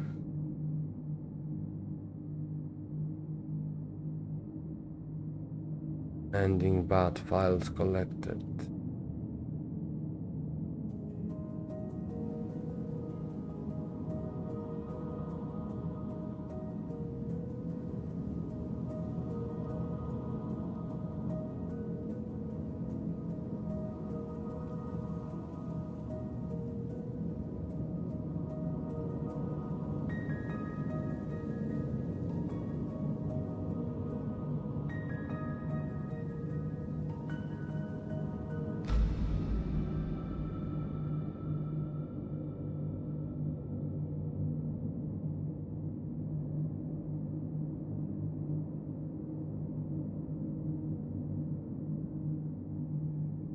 Good game, but I don't know if I'm gonna play on.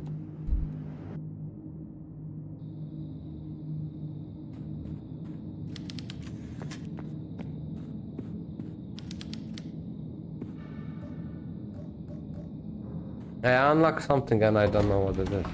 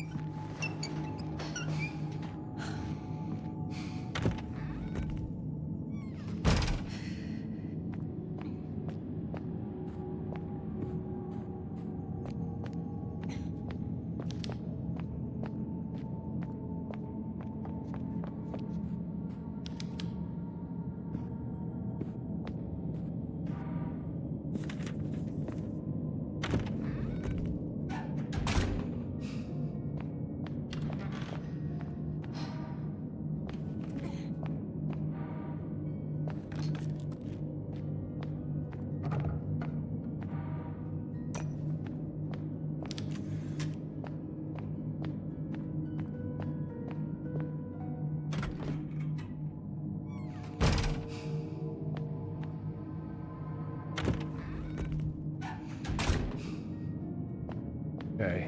Like.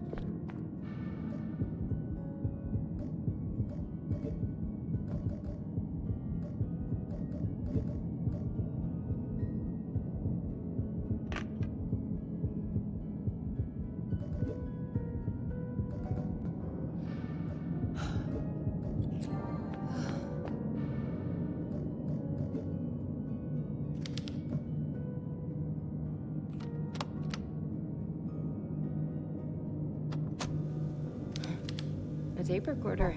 I'm gonna record my name. She doesn't. These people and head. Okay.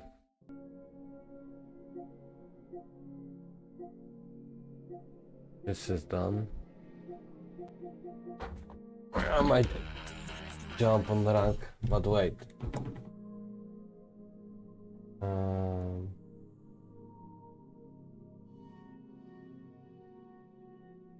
Yeah, let's watch something.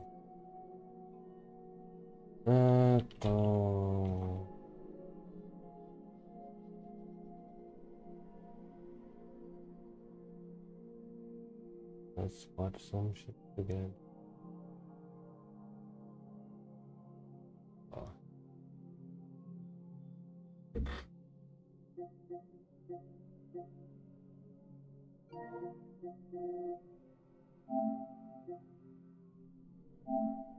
Once again. Hello and welcome to the latest installment of Law & Order, the video series where I look at and unpack stories from games. In this one we'll be looking at the story from Tormented Souls 2. This game is a direct sequel to the first game from 2022, features improved mechanics along with improved graphics. And I would like to thank Dual Effect and PQ for sponsoring this video, and for also giving me early access to this game. I did cover the first game on the channel, so go and check out that video if you want to know what happened in that game. I will be recapping the outline of the first game's story just to start this video off. PQ have also kindly given me 3 Steam keys, so I'll be doing a giveaway and you can enter via the pinned link in the comments below. Lastly, please be aware there will be spoilers in this video for both games, but with that in mind, let's begin.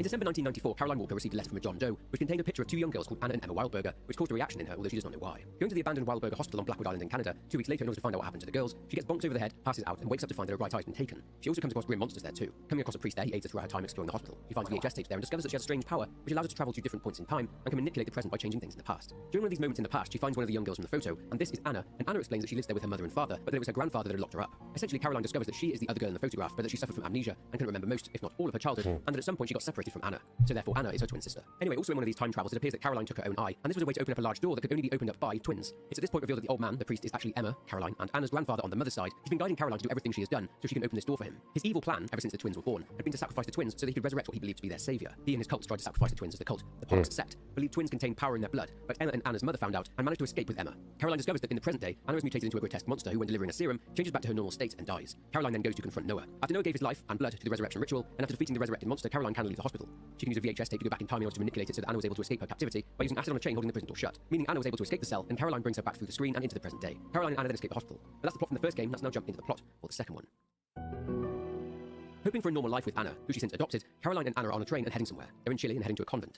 You see, ever since Caroline took Anna from a past timeline, an alternate one, into her current one, Anna has been having visions of death. This is manifested in her zoning out, if you like, and creating quite disturbing drawings that somehow are able to become reality. Arriving at the station in the small remote town of Villa Hesse, they meet Sister Angelica, one of the nuns who live at the convent. Arriving at the convent, Caroline and Anna settle in and have a nap. Waking up a little bit later though, Caroline finds that Anna is gone. Leaving their room, Caroline hears Anna scream, and she runs to her. Entering a small chapel, she finds that Anna is being grabbed by 2 masked nuns. Caroline is grabbed by a very large nun with a hood over her face, and the matriarch of the convent, Mother Lucia, speaks. She says that she will help guide them to their destiny, and she knows about them, that they are the Wildberger twins, and that they've been preparing for their arrival. She says they cannot leave as their grandfather Noah swore a covenant, and that the twins now belong to them. Caroline is choked out by the large nun and wakes up with needles sticking out of her body. Feeling sick, there's no sign of Anna there. Getting her bearings, Caroline just has one thing on her mind: to find her sister and to escape the convent. She also finds that something happens to her when she's in the darkness, but finding a lighter, she's able to navigate the darkened corridors of this place. She also hears one of the nuns get brutally killed. Reaching the chapel from before, she finds it blocked by some sort of demonic force. TT_Milkers 420 asks, what did I miss? Did she die? Yeah, like I got the bad ending. I don't know if you saw that. I got the bad ending and she's dead. And meets an old man in a wheelchair by the name of Joseph. He's a warlock who's from the local area, and he says he knows a way to remove the spell over the door, but will only tell her how to do so if she retrieves a book for him that is being kept in a prison underneath the convent. So, after coming across and fighting various monstrosities in the convent, Caroline is able to access the prison and obtains the book. Delivering it back to Joseph, he tells her that she needs to retrieve the Tears of the Saint from a statue which is itself located within the convent's torture museum, and he gives her a key for it.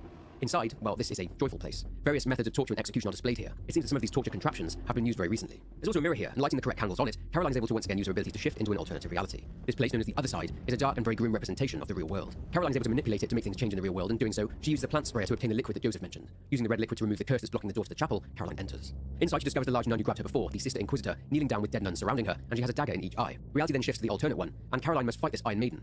Inflicting some damage to her, this opens up the Iron Maiden helmet on her head, and Caroline stabs a pair of ceremonial daggers into her eyes. After this, she falls down defeated and simply fades away. Sister Angelica is there with her just about clinging on to life, her skin a light shade of purple. She uses her last words to tell Caroline that Anna has been taken to a processing plant in the town, and she then dies.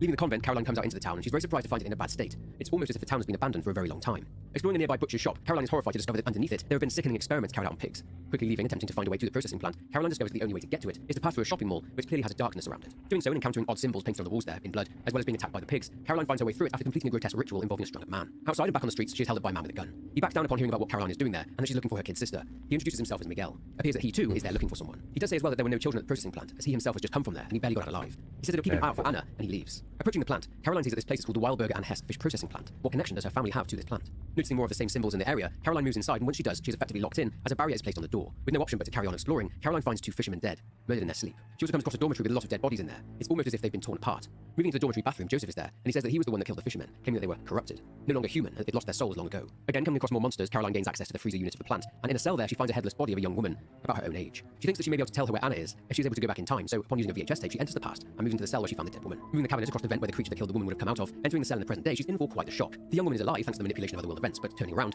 Caroline is shocked to see that it's Anna, but that she is now grown up. She explains to Caroline that she's been there in that dungeon for 14 years. Her skin is purple, similar to how Sister Isabella's looked, and she's not happy that Caroline seemingly abandoned her. Caroline is adamant that it's only been a single day since she last saw her though. Anna tells Caroline that she doesn't seem to have aged a day. Holding Caroline at knife point, Anna locks her in the cell, telling her that she can rot in there. Managing to find a way out, Caroline finds another of Anna's disturbing drawings on the ground, and it's another monster. After finding 3 keys dotted around the plant, she is eventually able to use them to access a long hallway where at the end, she comes across the monster that Anna had drawn in her book. Shifting into the other side, Caroline must fight the monster, and injuring it enough, she loads up a harpoon gun and shoots it a few times, with this finally putting the monster down. Another of Anna's sketches lies on the side, and it features the Hess cemetery, and it also gives Caroline a small hint as to what awaits her there. The monster also drops a circular saw, so attaching it to a blunt chainsaw, she's able to use it to saw through the piece of wood blocking the entrance. Using it to saw through another door blockage, Caroline passes through the waterway, emerging in Hess cemetery. Making her way around the cemetery whilst being accosted by numerous ghosts, she is shocked to discover the graves for both herself and Anna. Despite the shock, Caroline continues on and finds a way into the tomb of Pedro Hertz Hess, a former SS doctor. It acts as an elevator elevator and walking through some tunnels, she finds the long dead body of Pedro Hertzhess. Turns out he's also Lucia's father. Taking a marble sword from his corpse, she uses it to solve a problem and descend in a now operable elevator, which takes her into the ruins which were discovered by Pedro. Mother Lucia is there along with Anna, and Caroline tries to talk to Anna, but Lucia replies that she doesn't hear her. She's lost in her devotion, apparently. Still holding the knife and definitely not herself, Lucia says that she has erased the years between them. They're now the same age. Identical twins once more, but how? Lucia continues to talk about destiny and hails someone called Nautilus, to which Anna does the same. She says she gave something to Anna and it seems that she is under Lucia's control, as she says she's infected with the puppet virus. Anna regains a part of herself, saying to Caroline she doesn't know what's happening to her, asking her sister to help her. Being forced backwards, Caroline is not looking what's behind her, and she falls down into a hole where she ends up on the other side. She's confronted by Pedro Hess, still in his dusty old coffin. He summons the undead to attack Caroline, but taking all of them down along with old Pedro, she's able to leave this room and comes out in the ruins, finding another of Anna's sketches. This one showing a drawing of the town school. Leaving the cemetery and heading back through the waterway, Caroline travels through a tunnel where she once again discovers Joseph. He tells her that all the roads to the school are blocked off, and the only way to get there is to use old tunnels underneath the town. To get to these tunnels, Caroline will need to go through the creepy dark butcher shop she had previously visited. Taking a sledgehammer, she goes to the butcher shop and smashes a weak wall there, coming out into the aforementioned tunnels. A short way down, however, Caroline, just as she was in the Wellberger Hospital, is whacked on the head again, being knocked unconscious. She wakes up having been placed inside a capsule and is quickly filling up with water. Thankfully, Miguel shows up and saves her. Thanking him, Caroline asks him what year it is, and he replies that it's 2008. Explains why Anna is older, but what about herself? She hasn't aged a single day. Caroline sits down and tells Miguel all about herself and Anna, along with what happened at the Wellberger Hospital back in 1994. After this chat, Miguel and Caroline go their separate ways, and she emerges from the tunnels and into the grounds next to the train yard. Going to the train station, she can see Joseph there being dragged to his demise. As expected, the station is completely deserted. With nothing to see there, Caroline moves on to the nearby school. Just in the plant, Caroline is locked inside the school by a demonic force. Exploring the dark hallways of this abandoned school, she makes it to the basement, finding the janitor's room, and a hand emerges from the TV, with a voice asking Caroline to kill his son. Whoever this is waiting there to have something placed into their hand, so Caroline must go in search of this person's son. Managing to get onto the second floor of the school, Caroline gets saved from certain death by Sister Isabella. Isabella thought Caroline was dead, calling her being there a miracle, saying that she had been placing fresh flowers upon her and Anna's graves every week. She explains that the story was made up, that both Caroline and Anna were caught in a storm and were lost at sea. Lucia told Isabella this and let her carry on for years believing they were dead. What's more is that Lucia and Isabella are sisters. Showing her one of Anna's drawings of a man who is holding cleavers and wearing a pig mask, Isabella tells Caroline that the picture shows the school's archives, but that she should not go there. The man in the picture is known as Pighead, the man who the mysterious person inside the TV wants Caroline to kill. Proceeding with what she needs to do to find Anna, she does briefly come across Pighead, but he shifts into the other side and then very quickly disappears. Is this him simply toying with her?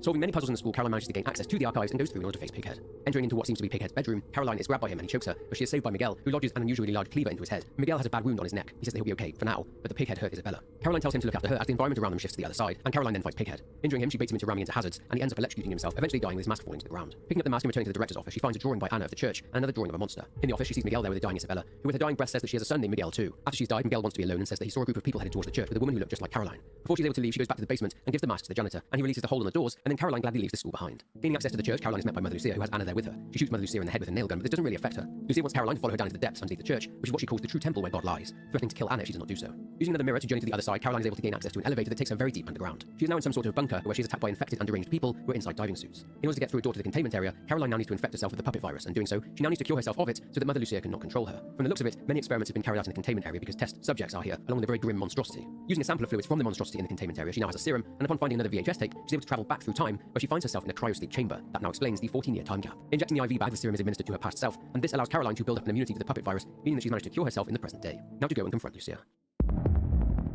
Moving down via another long elevator, Caroline finds herself in an ancient temple. It's eerily quiet down here, but approaching the resurrection chamber and entering, she finds Lucia there as expected along with Anna. She attempts to control Caroline, but thanks to the immunity she built up in cryosleep, thanks to the time manipulation, she's unable to. Lucia tells Caroline that she's manipulating her the entire time, using her abilities where she can travel to different dimensions, such as the other side, and forcing her to kill the 4 enemies she's faced: the Iron Maiden in the convent, the Harvester in the processing plant, Dr. Hertz in the cemetery, and Pighead in the school. This place is the Temple of Nautilus, which holds the fallen Nephilim Nautilus, who is yet to be awakened and is currently inside an egg. Each of the enemies she took down contained 1/4, a fragment of the soul of Nautilus, which as a whole is essential for the awakening ritual. Forcing Caroline and Anna to give their blood up into the altar, Nautilus is awakened. Unfortunately for Lucia, the puppet virus has no effect on Nautilus, and she's yeeted back onto some spikes and killed, with Anna being knocked unconscious. Caroline then fights the awakened Nephilim and defeats it by destroying its tentacles and shooting it in the face. This is where the endings come to play. For the bad ending, after Caroline defeated Nautilus, Temple, along with the bunker above, will begin to lock down. With her carrying an unconscious Anna, Caroline is not able to make it out of the bunker in time, and the door closes, with her and Anna being locked inside, possibly forever. Caroline, in desperation to save Anna, places her sister into the cryosleep chamber, and years later, Anna wakes up finding the skeleton of Caroline slumped in the room with her, and the game then ends. In the good ending and the game's true ending, you may recall that Miguel had a wound on his neck and that he was bleeding badly when we left him in the school. Well, after receiving the sledgehammer, Caroline can go back to the convent where she found this weakened wall. Behind that wall is a closed-off wing of the convent, and there's some duct tape inside. Taking the tape to the school before descending into the ancient temple and shifting over to the other side, Caroline can find a robot there in the place where Miguel is in the real world. Taping over the pipe there's bleeding oil from it, this means that in the real world, Miguel has been healed of his injury. Now, before the fight, when Anna is knocked out, Miguel shows up and takes Anna to safety, whilst Caroline fights in the film. Miguel being there means that he, Anna, and Caroline are able to escape the bunker before the door closes. They get to the train station and Anna is not conscious. They will then leave, following the train tracks to the next town where they can leave this nightmare behind them. The game then ends. Okay, so that was the plot for the game, but there's a lot we can find out through diaries left in the town, the convent, cemetery, and the school, so let's dive a little bit deeper. I can get that good ending. In the first game, we learned about a tribe called the Tisnuit tribe. This tribe were a group that inhabited Blackwood Island. The game then ends. Now, before the fight, when Anna is knocked out, Miguel shows up and takes Anna to safety, whilst Caroline fights the tape inside. Taking the tape to the school before descending into the ancient temple and shifting over to the other side, Caroline can find a robot there in the place where Miguel is in the real world. Taping over the pipe there's bleeding oil from it, this means that in the real world, Miguel has been healed of his injury. Now, before the fight, when Anna is knocked out, Miguel shows up and takes Anna to safety, whilst Caroline fights in the film. Miguel being there means that he, Anna, and Caroline are able to escape the bunker before the door closes. They get to the train station and Anna is now conscious. They will then leave, following the train tracks to the next town where they can leave this nightmare behind them. The game then ends. Okay, so that was the plot for the game, but there's a lot we can find out through diaries left in the town, the convent, cemetery, and the school, so let's dive. Yeah, I was thinking why I have duct In the tape. first game, we learned about a tribe called the Tisnuit tribe. This tribe were a group that inhabited Blackwood Island in Canada in the late 15th century, where the first game's events take place. And they carried out sacrificial rituals. They would sacrifice twins in order to offer their blood to an underground god, who they believed would be awakened and would restore duality to the world. They did this because they believed that twins carried magical blood in their veins, which would allow them to communicate with each other through their thought. The prime age for sacrificing these children would be when they reached 10 years old. In the late 1920s, Caroline and Anna's paternal grandfather, Bertram Weilberger, discovered a book on awakening a god, and he revived a sect known as the Pollux sect, who were devoted to bringing light back to this wicked world. The Pollux sect would meet underground in secret and would wear radiation suits and carry giant hammers. They began carrying on what the Tisnuit had been doing in kidnapping children and sacrificing them with an egg that contained their god continuing to grow, which itself would emit an increasing amount of radiation. Hence the suits. Anyway, after failing to force conception of twins that they could sacrifice, they had a stroke of luck, and Anna and Emma were born. Noah would take over as high priest of the Pollux sect after Bertram, and Noah was one of twins himself, and as explained earlier, he is the maternal grandfather of Anna and Caroline. As we also learned earlier in the video, Anna and Emma were separated after their mother was able to save Emma and took her away where she became Caroline Walker. Fast forwarding to after the first game events took place in January 1995, Caroline had been undergoing therapy with Sister Isabella back in Canada. Everything changed when she informed Isabella about Anna and her drawings. What happens when Anna starts to draw? She starts out fine, just a normal 10-year-old girl drawing a picture. You can watch her mind drift off somewhere else. Her eyes roll back, she's not even looking at the paper, but she's drawing these terrible things. And then, just as suddenly, she's back in the room, behaving like nothing had happened. Last month in art class, she painted a child who was cut in two. When the teacher asked her who was in the painting, she pointed at one of her classmates. I just found out that boy's funeral is next week. He fell on the tracks of the subway and went under a train. Isabella had told Caroline about the convent, and that her sister, the Mother Superior Lucia, ran a clinic that helped troubled children. Little did she know that the sister she was so fond of was a part of the sect, and that woman, who loved to help others, was now following a much darker calling. Whilst in the bunker, we can find notes written by Dr. Nathaniel, and in his first one, he writes about how they had obtained a DNA sample from the Nautilus egg, which they were surprised to find was completely intact. They used it to inseminate an ovum, and it immediately transformed into a large mass that had developed tentacles and a face. It eventually became too big for the area it was in, so they had to transport it to a larger space, and whilst they were transporting it, its tentacles crushed members of the research team who were wearing highly durable radiation suits. Further experiments were carried out on the entity, and at first they considered that it was not conscious, but one day, Dr. Nathaniel heard a scream and found one of the scientists writhing in agony holding her head. It had locked eyes with her. It had locked eyes with Dr. Nathaniel too, and when he went to investigate, he was shown a place beyond time and space, a place beyond what his own mind could even comprehend. A short while later, 3 researchers who locked eyes with the entity had taken their own lives due to the inability to comprehend what they'd been shown. Dr. Nathaniel wasn't as affected, but was still administering sedatives and would see this place every time he closed his eyes. Lucia told one of the sisters there, Angelica, to help them guide humanity to the next step of human evolution through science and with the Lord's blessing, so she can find herself to the laboratory underneath the church and got to work. Sister Angelica studied the blood of the entity. The sample that she tested was black blood, which had a foul smell to it. The blood cells had nuclei, which was apparently impossible. They were also surrounded by mitochondria, which are organelles that generate chemical energy. Sister Angelica was perplexed and noticed a lot of radiation emanating from it, even more than the levels given off by enriched uranium. Exposure was a concern, but Mother Lucia gave them a sample that counteracted the symptoms of exposure to it, bemusing Angelica as to exactly where Mother Lucia was able to get such a thing from. She would get the formula for this sample from Noah, as in the first game, the Pollux sect members, suffering from radiation sickness, would use it to help them combat the effects of the demon they tried to awaken. Sister Angelica was nonetheless concerned about the long-term effects, though. Nonetheless, she continued on with her research, and one day she obtained a breakthrough after failing in trying to redirect the energy from the mitochondria in the black blood into the organs of test subjects. The breakthrough was entirely by luck, as when Caroline was taken to the bunker and placed in the cryosleep chamber, Angelica took a blood sample. She found that the blood cells contained 2 nuclei, surrounded by thousands of mitochondria. Placing Caroline's blood sample next to the black blood, the radiation levels in the black blood went through the roof, and Caroline's blood began to emit a faint and warm light. After Joseph had researched the Tisnuit tribe, he discovered that the spirit of twins is one single soul split between 2 individuals, and this split released the spiritual blockages that keep spiritual energy dormant. Only by being in the presence of an immensely powerful demonic presence can the energy in the blood be catalyzed, which is why Lucia wanted the twins to use their blood to awaken Nautilus. Later fusing the black blood and Caroline's blood together, Angelica was able to synthesize a virus which would essentially take away the subject's free will, and this was the puppet virus, and how Mother Lucia could control people. The side effects were, as we saw in multiple people, purple skin, disorientation, and a state of constant fatigue. Having worked hard, Angelica had done good work in the eyes of the Order, so she could finally take off the radiation suit and go outside in the sun. She looked forward to the day that Caroline would wake up so she could talk to her. But going up onto the surface after many years, Angelica was shocked. Running into Joseph, she learned of Mother Lucia's true plan, one that she was not aware of, in that she planned to conquer the world and to cleanse it of sin and corruption by awakening Nautilus. Joseph told her to go down to the laboratory and to go down into the depths, and that she would find answers there. However, when returning, Lucia had installed a device in which only people infected with the puppet virus would be able to enter, and this meant that Angelica would not be able to create a cure for the puppet virus. Prior to having Caroline woken up, Lucia ordered Angelica to inject the puppet virus into Caroline, but she instead injected her with a placebo. She was certain Lucia wanted her, Angelica, dead, and she didn't want her to be able to synthesize the cure. And this was true, as Mother Lucia writes about how the puppet virus is complete, and that with the sect under her control and with Nautilus's power at her command, nothing would stand in her way. Angelica would be used for one final task though, and when it was time for Caroline to be woken up after she was transported from cryosleep to the convent, she was to, along with someone else, Sister Miriam, prepare Caroline. It's likely that she was injected and infected with the puppet virus by Lucia. As we saw, she had been infected with the puppet virus prior to her death. And finally, what about the previously mentioned Dr. Nathaniel? In Dr. Nathaniel's third and final entry, he writes that he was the one that whacked Caroline around the head in the caves, and that he placed her in here as it would help her heal faster. He mentions that the diving suit he is wearing is slowly fusing itself to him, so he's unable to take it off. We can find him here in the bunker, dead. Right, so the Order, also referred to in the game as the Sect. I'll assume they're talking about the Pollux sect. Lucia wasn't always a crazy old bint. When in the school, Isabella says that when Lucia arrived in the town, she began to change, as if she'd been corrupted by something, and that of course was the presence of the slumbering Nautilus. According to Joseph, who spent years looking through ancient tomes in the convent's library, he discovered a scroll written in ancient Hebrew, believing it to be a lost chapter of the sacred book of the Nephilim. He spoke of Lucifer, the devil's rebellion in heaven, and how he and his fellow rebellious angels, angry that God had created man and given them dominion over the earth, were cast out of the kingdom of God by the archangel Michael, who sealed them beneath the depths of the earth. Joseph read that God had sent down trusted angels to earth for them to move amongst men, and so Joseph wondered what happened to these angels. Well, these were the Nephilim, and were considered to be of great size and strength. But onto the aims of the cult. At the start of the game, Mother Lucia speaks about Noah having formed a covenant. So what was it that Noah did that formed this covenant? In awakening a vile demon, she puts it, she considered him a disgrace to their order. Lucia, it is revealed here, was convinced that she would be the one to awaken Nautilus, and would use both Caroline and Anna to do so. With the Wildberger sisters on their way, Lucia wrote that the closer they got to Villa Hesse, the more the fallen Nautilus would emanate malevolent energy. Once the Wildberger sisters had arrived at the convent, as we saw, Anna was taken, and then Caroline was placed into cryosleep for 14 years, and this was to freeze Caroline's age so that Anna could catch up with her, so they would once again become identical twins. Lucia wrote about how their arrival caused Nautilus's energy to react to their presence and had corrupted everyone there. Lucia called this a test of faith, but had convinced everyone that Nautilus could only be appeased by the sacrifice of their firstborn children. Every year, according to the gravedigger at the cemetery named Lazaro, the nuns at the convent would carry out a procession where they travel, on their knees, to the tomb of the local legend and founder of the town of Villa Hesse, Pedro Hesse. The nuns carried a candle whilst wearing their black iron masks, and should the candle burn out before they reached the grave of Pedro, they would be expelled from the convent, as they did not have enough faith to make it. As a side note, I pointed out during the plot explanation that the processing plant was called the Wildberger Hesse plant, and this indicates that Bertram Wildberger was likely here at some point in the 20s, and started a business with Dr. Hertz Hesse. Except the plant was a secret headquarters for the cult. Bertram must have then headed back to Canada, carrying the torch for the Pollux sect. At the convent, though, Mother Lucia's brutality would increase. She would utilize her hench sidekick Inquisitor as an enforcer. One of the sisters there, Sister Catalina, who was the jailer, had been convinced by Joseph the Warlock to release him, and she was punished with not only 100 lashes, but also that she'd be locked in the freezer for 2 days, with Lucia telling her that if her faith was strong enough, and if she was truly repentant, then she would survive. And she died. Another of the sisters, Sister Elizabeth, was accused of stealing a holy relic, and was taken by the Sister Inquisitor on the orders of Mother Lucia. She'd been burned in the brazen bull as punishment to atone for her sin, again being told by Mother Lucia that if she was truly repentant and had faith, that she would survive the heat and the flames.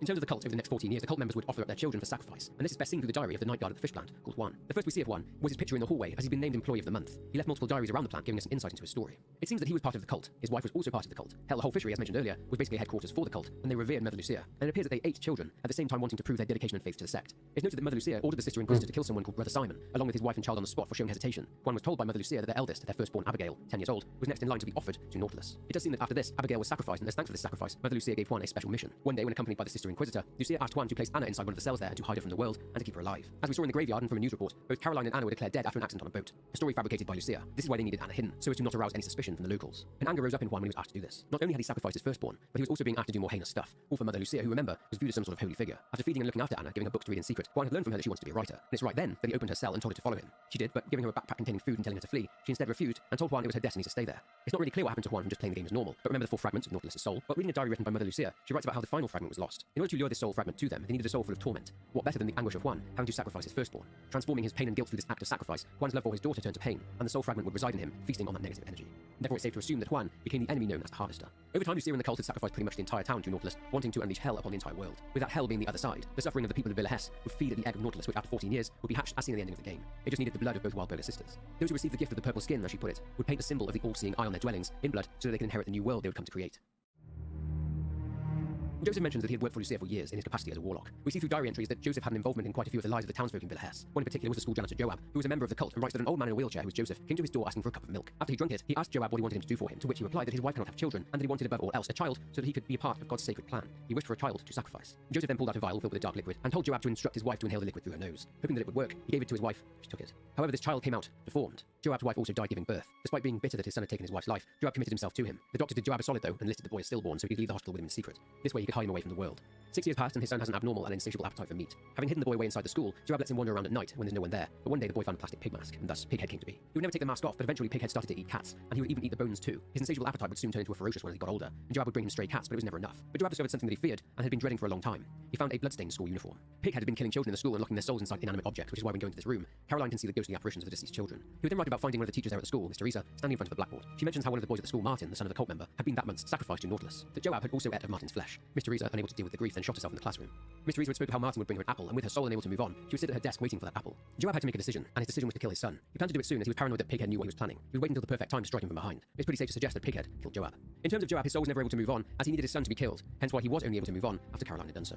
In the mall, we can find a letter. It's addressed to a man known as Zacharias, and here's the man strung up here. We can see that Zacharias has a birthmark on his chest, and this is addressed in a letter written to Zacharias by his partner, Azucena. In it, she says that a warlock, obviously Joseph, had offered him as a sacrifice to the Lord of Decay when he was born, and that upon death, Zacharias' soul would be unable to find his way into the afterlife. That his pain will feed the spawn of darkness, and that he is being watched. That he must leave Villa Hesse. His partner was pregnant. She mentioned a ring hidden inside a certain teddy bear in the arcade machine in the mall as she planned to propose to him. Presenting Zacharias with this ring will allow his soul to find peace, exactly as we saw during the game. A newspaper on a bench outside the train station explains what happened to Azucena. At some point, she died, with it being reported that she had been found hanged in Villa Hesse Cemetery, and signs pointed to the fact that she had been tortured. Since she was tortured, it's implied that Joseph did this to her, to maximize her suffering, and this is likely why there are multiple vengeful spirits roaming around the cemetery. He was simply doing the bidding of Mother Lucia, who needed to spread torment, anguish, rage, hatred, fear, and other powerful negative spiritual energy throughout the town so that Nautilus could feed on it, ready for the awakening ritual. ritual. To facilitate the 4 monsters, each with part of Nautilus' soul within them, that Caroline would later awaken to kill. Finally, Joseph writes about his dark book in his diary. And as we saw in the game, he'd learned that the book was being kept within the prison underneath the convent. Lucia had promised him that the powers contained within that dark book. Lucia had promised him the powers contained within that dark book, as he wished to revive someone who meant a lot to him, an Amelia Flores. But Lucia never intended to give the book to him, for good reason. Once Joseph had gotten the book from Caroline, he made his way to Amelia's grave, dug up her body, and began the process of resurrecting her using dark magic. In Joseph's final diary entry, Joseph writes about how Mother Lucia tricked him again, because she had altered the words in his dark book. Instead of resurrecting Amelia, he had unwittingly called out to the dead to take him to hell, which is where he got dragged off to when Caroline encountered him at the station. It turns out that Joseph was controlling Amelia through sores on her skin, which, when inspected by Mother Lucia, were the marks of a warlock. Lucia warned Amelia that this warlock, Joseph, would commit horrible acts. It's considered that Amelia ended her life after what Joseph had put her through, and to escape what he likely would go on to put her through. After he helped Lucia facilitate her calling, she imprisoned Joseph and sentenced him to death, but as we heard earlier, he'd smooth talked one of the sisters, Catalina, into releasing him, resulting in her death, and Caroline later meeting him and delivering his book to him.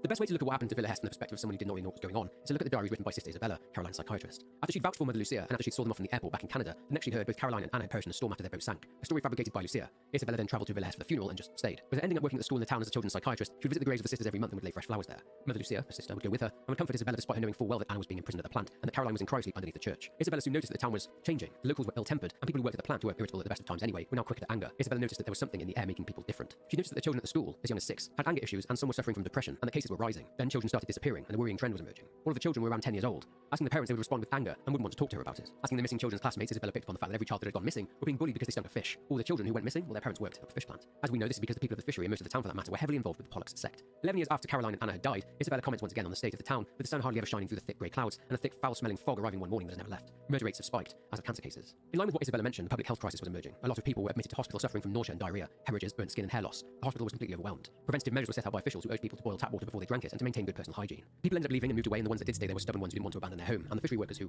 well, wanted to stay for their own reasons. As we've learned from the game, the town became completely deserted by the time Caroline woke up from her slumber. So what about Miguel? He was actually, from the looks of it, on the run from something. He had retired from the military, it seems, and was tracked down by Colonel Holland. He would receive what he considered a dangerous mission to investigate a ghost town in Chile, which is of course Villa Hesse. Unusually high levels of radiation had been detected in the town, and the colonel suspected nuclear weapons were being manufactured there. The colonel was adamant that this mission was only for him. Miguel writes that his research into Villa Hesse documented classic radiation exposure, hence everyone leaving. Upon asking the colonel why him, the old man pulled out a brown folder, and Miguel instantly accepted this highly dangerous mission. He was sent to retrieve a subject from Villa Hesse as well, and this subject was Sister Isabella. So we found out in the story Isabella was Miguel's mother, but he was taken away from her at birth. Upon arriving in a town near to Villa Hesse, he discovered the railway route had been closed off for years by the authorities, and he would repeatedly be warned by locals in the town near to Villa Hesse that he should not go to Villa Hesse, as they saw it as a forbidden place. This also makes sense as to why he was confused when Caroline stated that she'd taken the train there the day before, because Caroline was not aware at that point that she'd been in cryosleep for 14 long years. Arriving in Villa Hesse, Miguel noted a thick fog over the area and the god-awful smell. His bike had randomly stopped working despite having fuel, battery, and with all the components fine too. It did not take very long for Miguel to encounter the locals after he arrived, and by encounter, I mean the group of fishermen with machetes tried to kill him. Anyway, putting them down and checking their bodies, he noticed a strange colour to their skin. He then intensified his search for Sister Isabella. While still in the processing plant, he had noticed a thick and oppressive darkness upon the place. A darkness they described as sticking to his skin like oil. He was then attacked by the creatures that Caroline encountered during her own time there. It was shortly after this that he came across Caroline in the street by the plant. This explains his hostility when he first came into contact with her, because everything and everyone he'd come across already had tried to kill him. But that's it for the story of Tormented Souls 2. An overall enjoyable experience for me. I really do love these types of survival horror games. They take me back to times when I played Resident Evil 2 as a kid. The developers really did nail that particular feel of these types of games in both titles. As mentioned earlier, I'm running a giveaway with 3 Steam keys up for grabs for Tormented Souls 2, so don't forget to enter using the Steam gifts link in the comments. If you enjoyed the Okay. I'm done with this stream. Thank you for watching.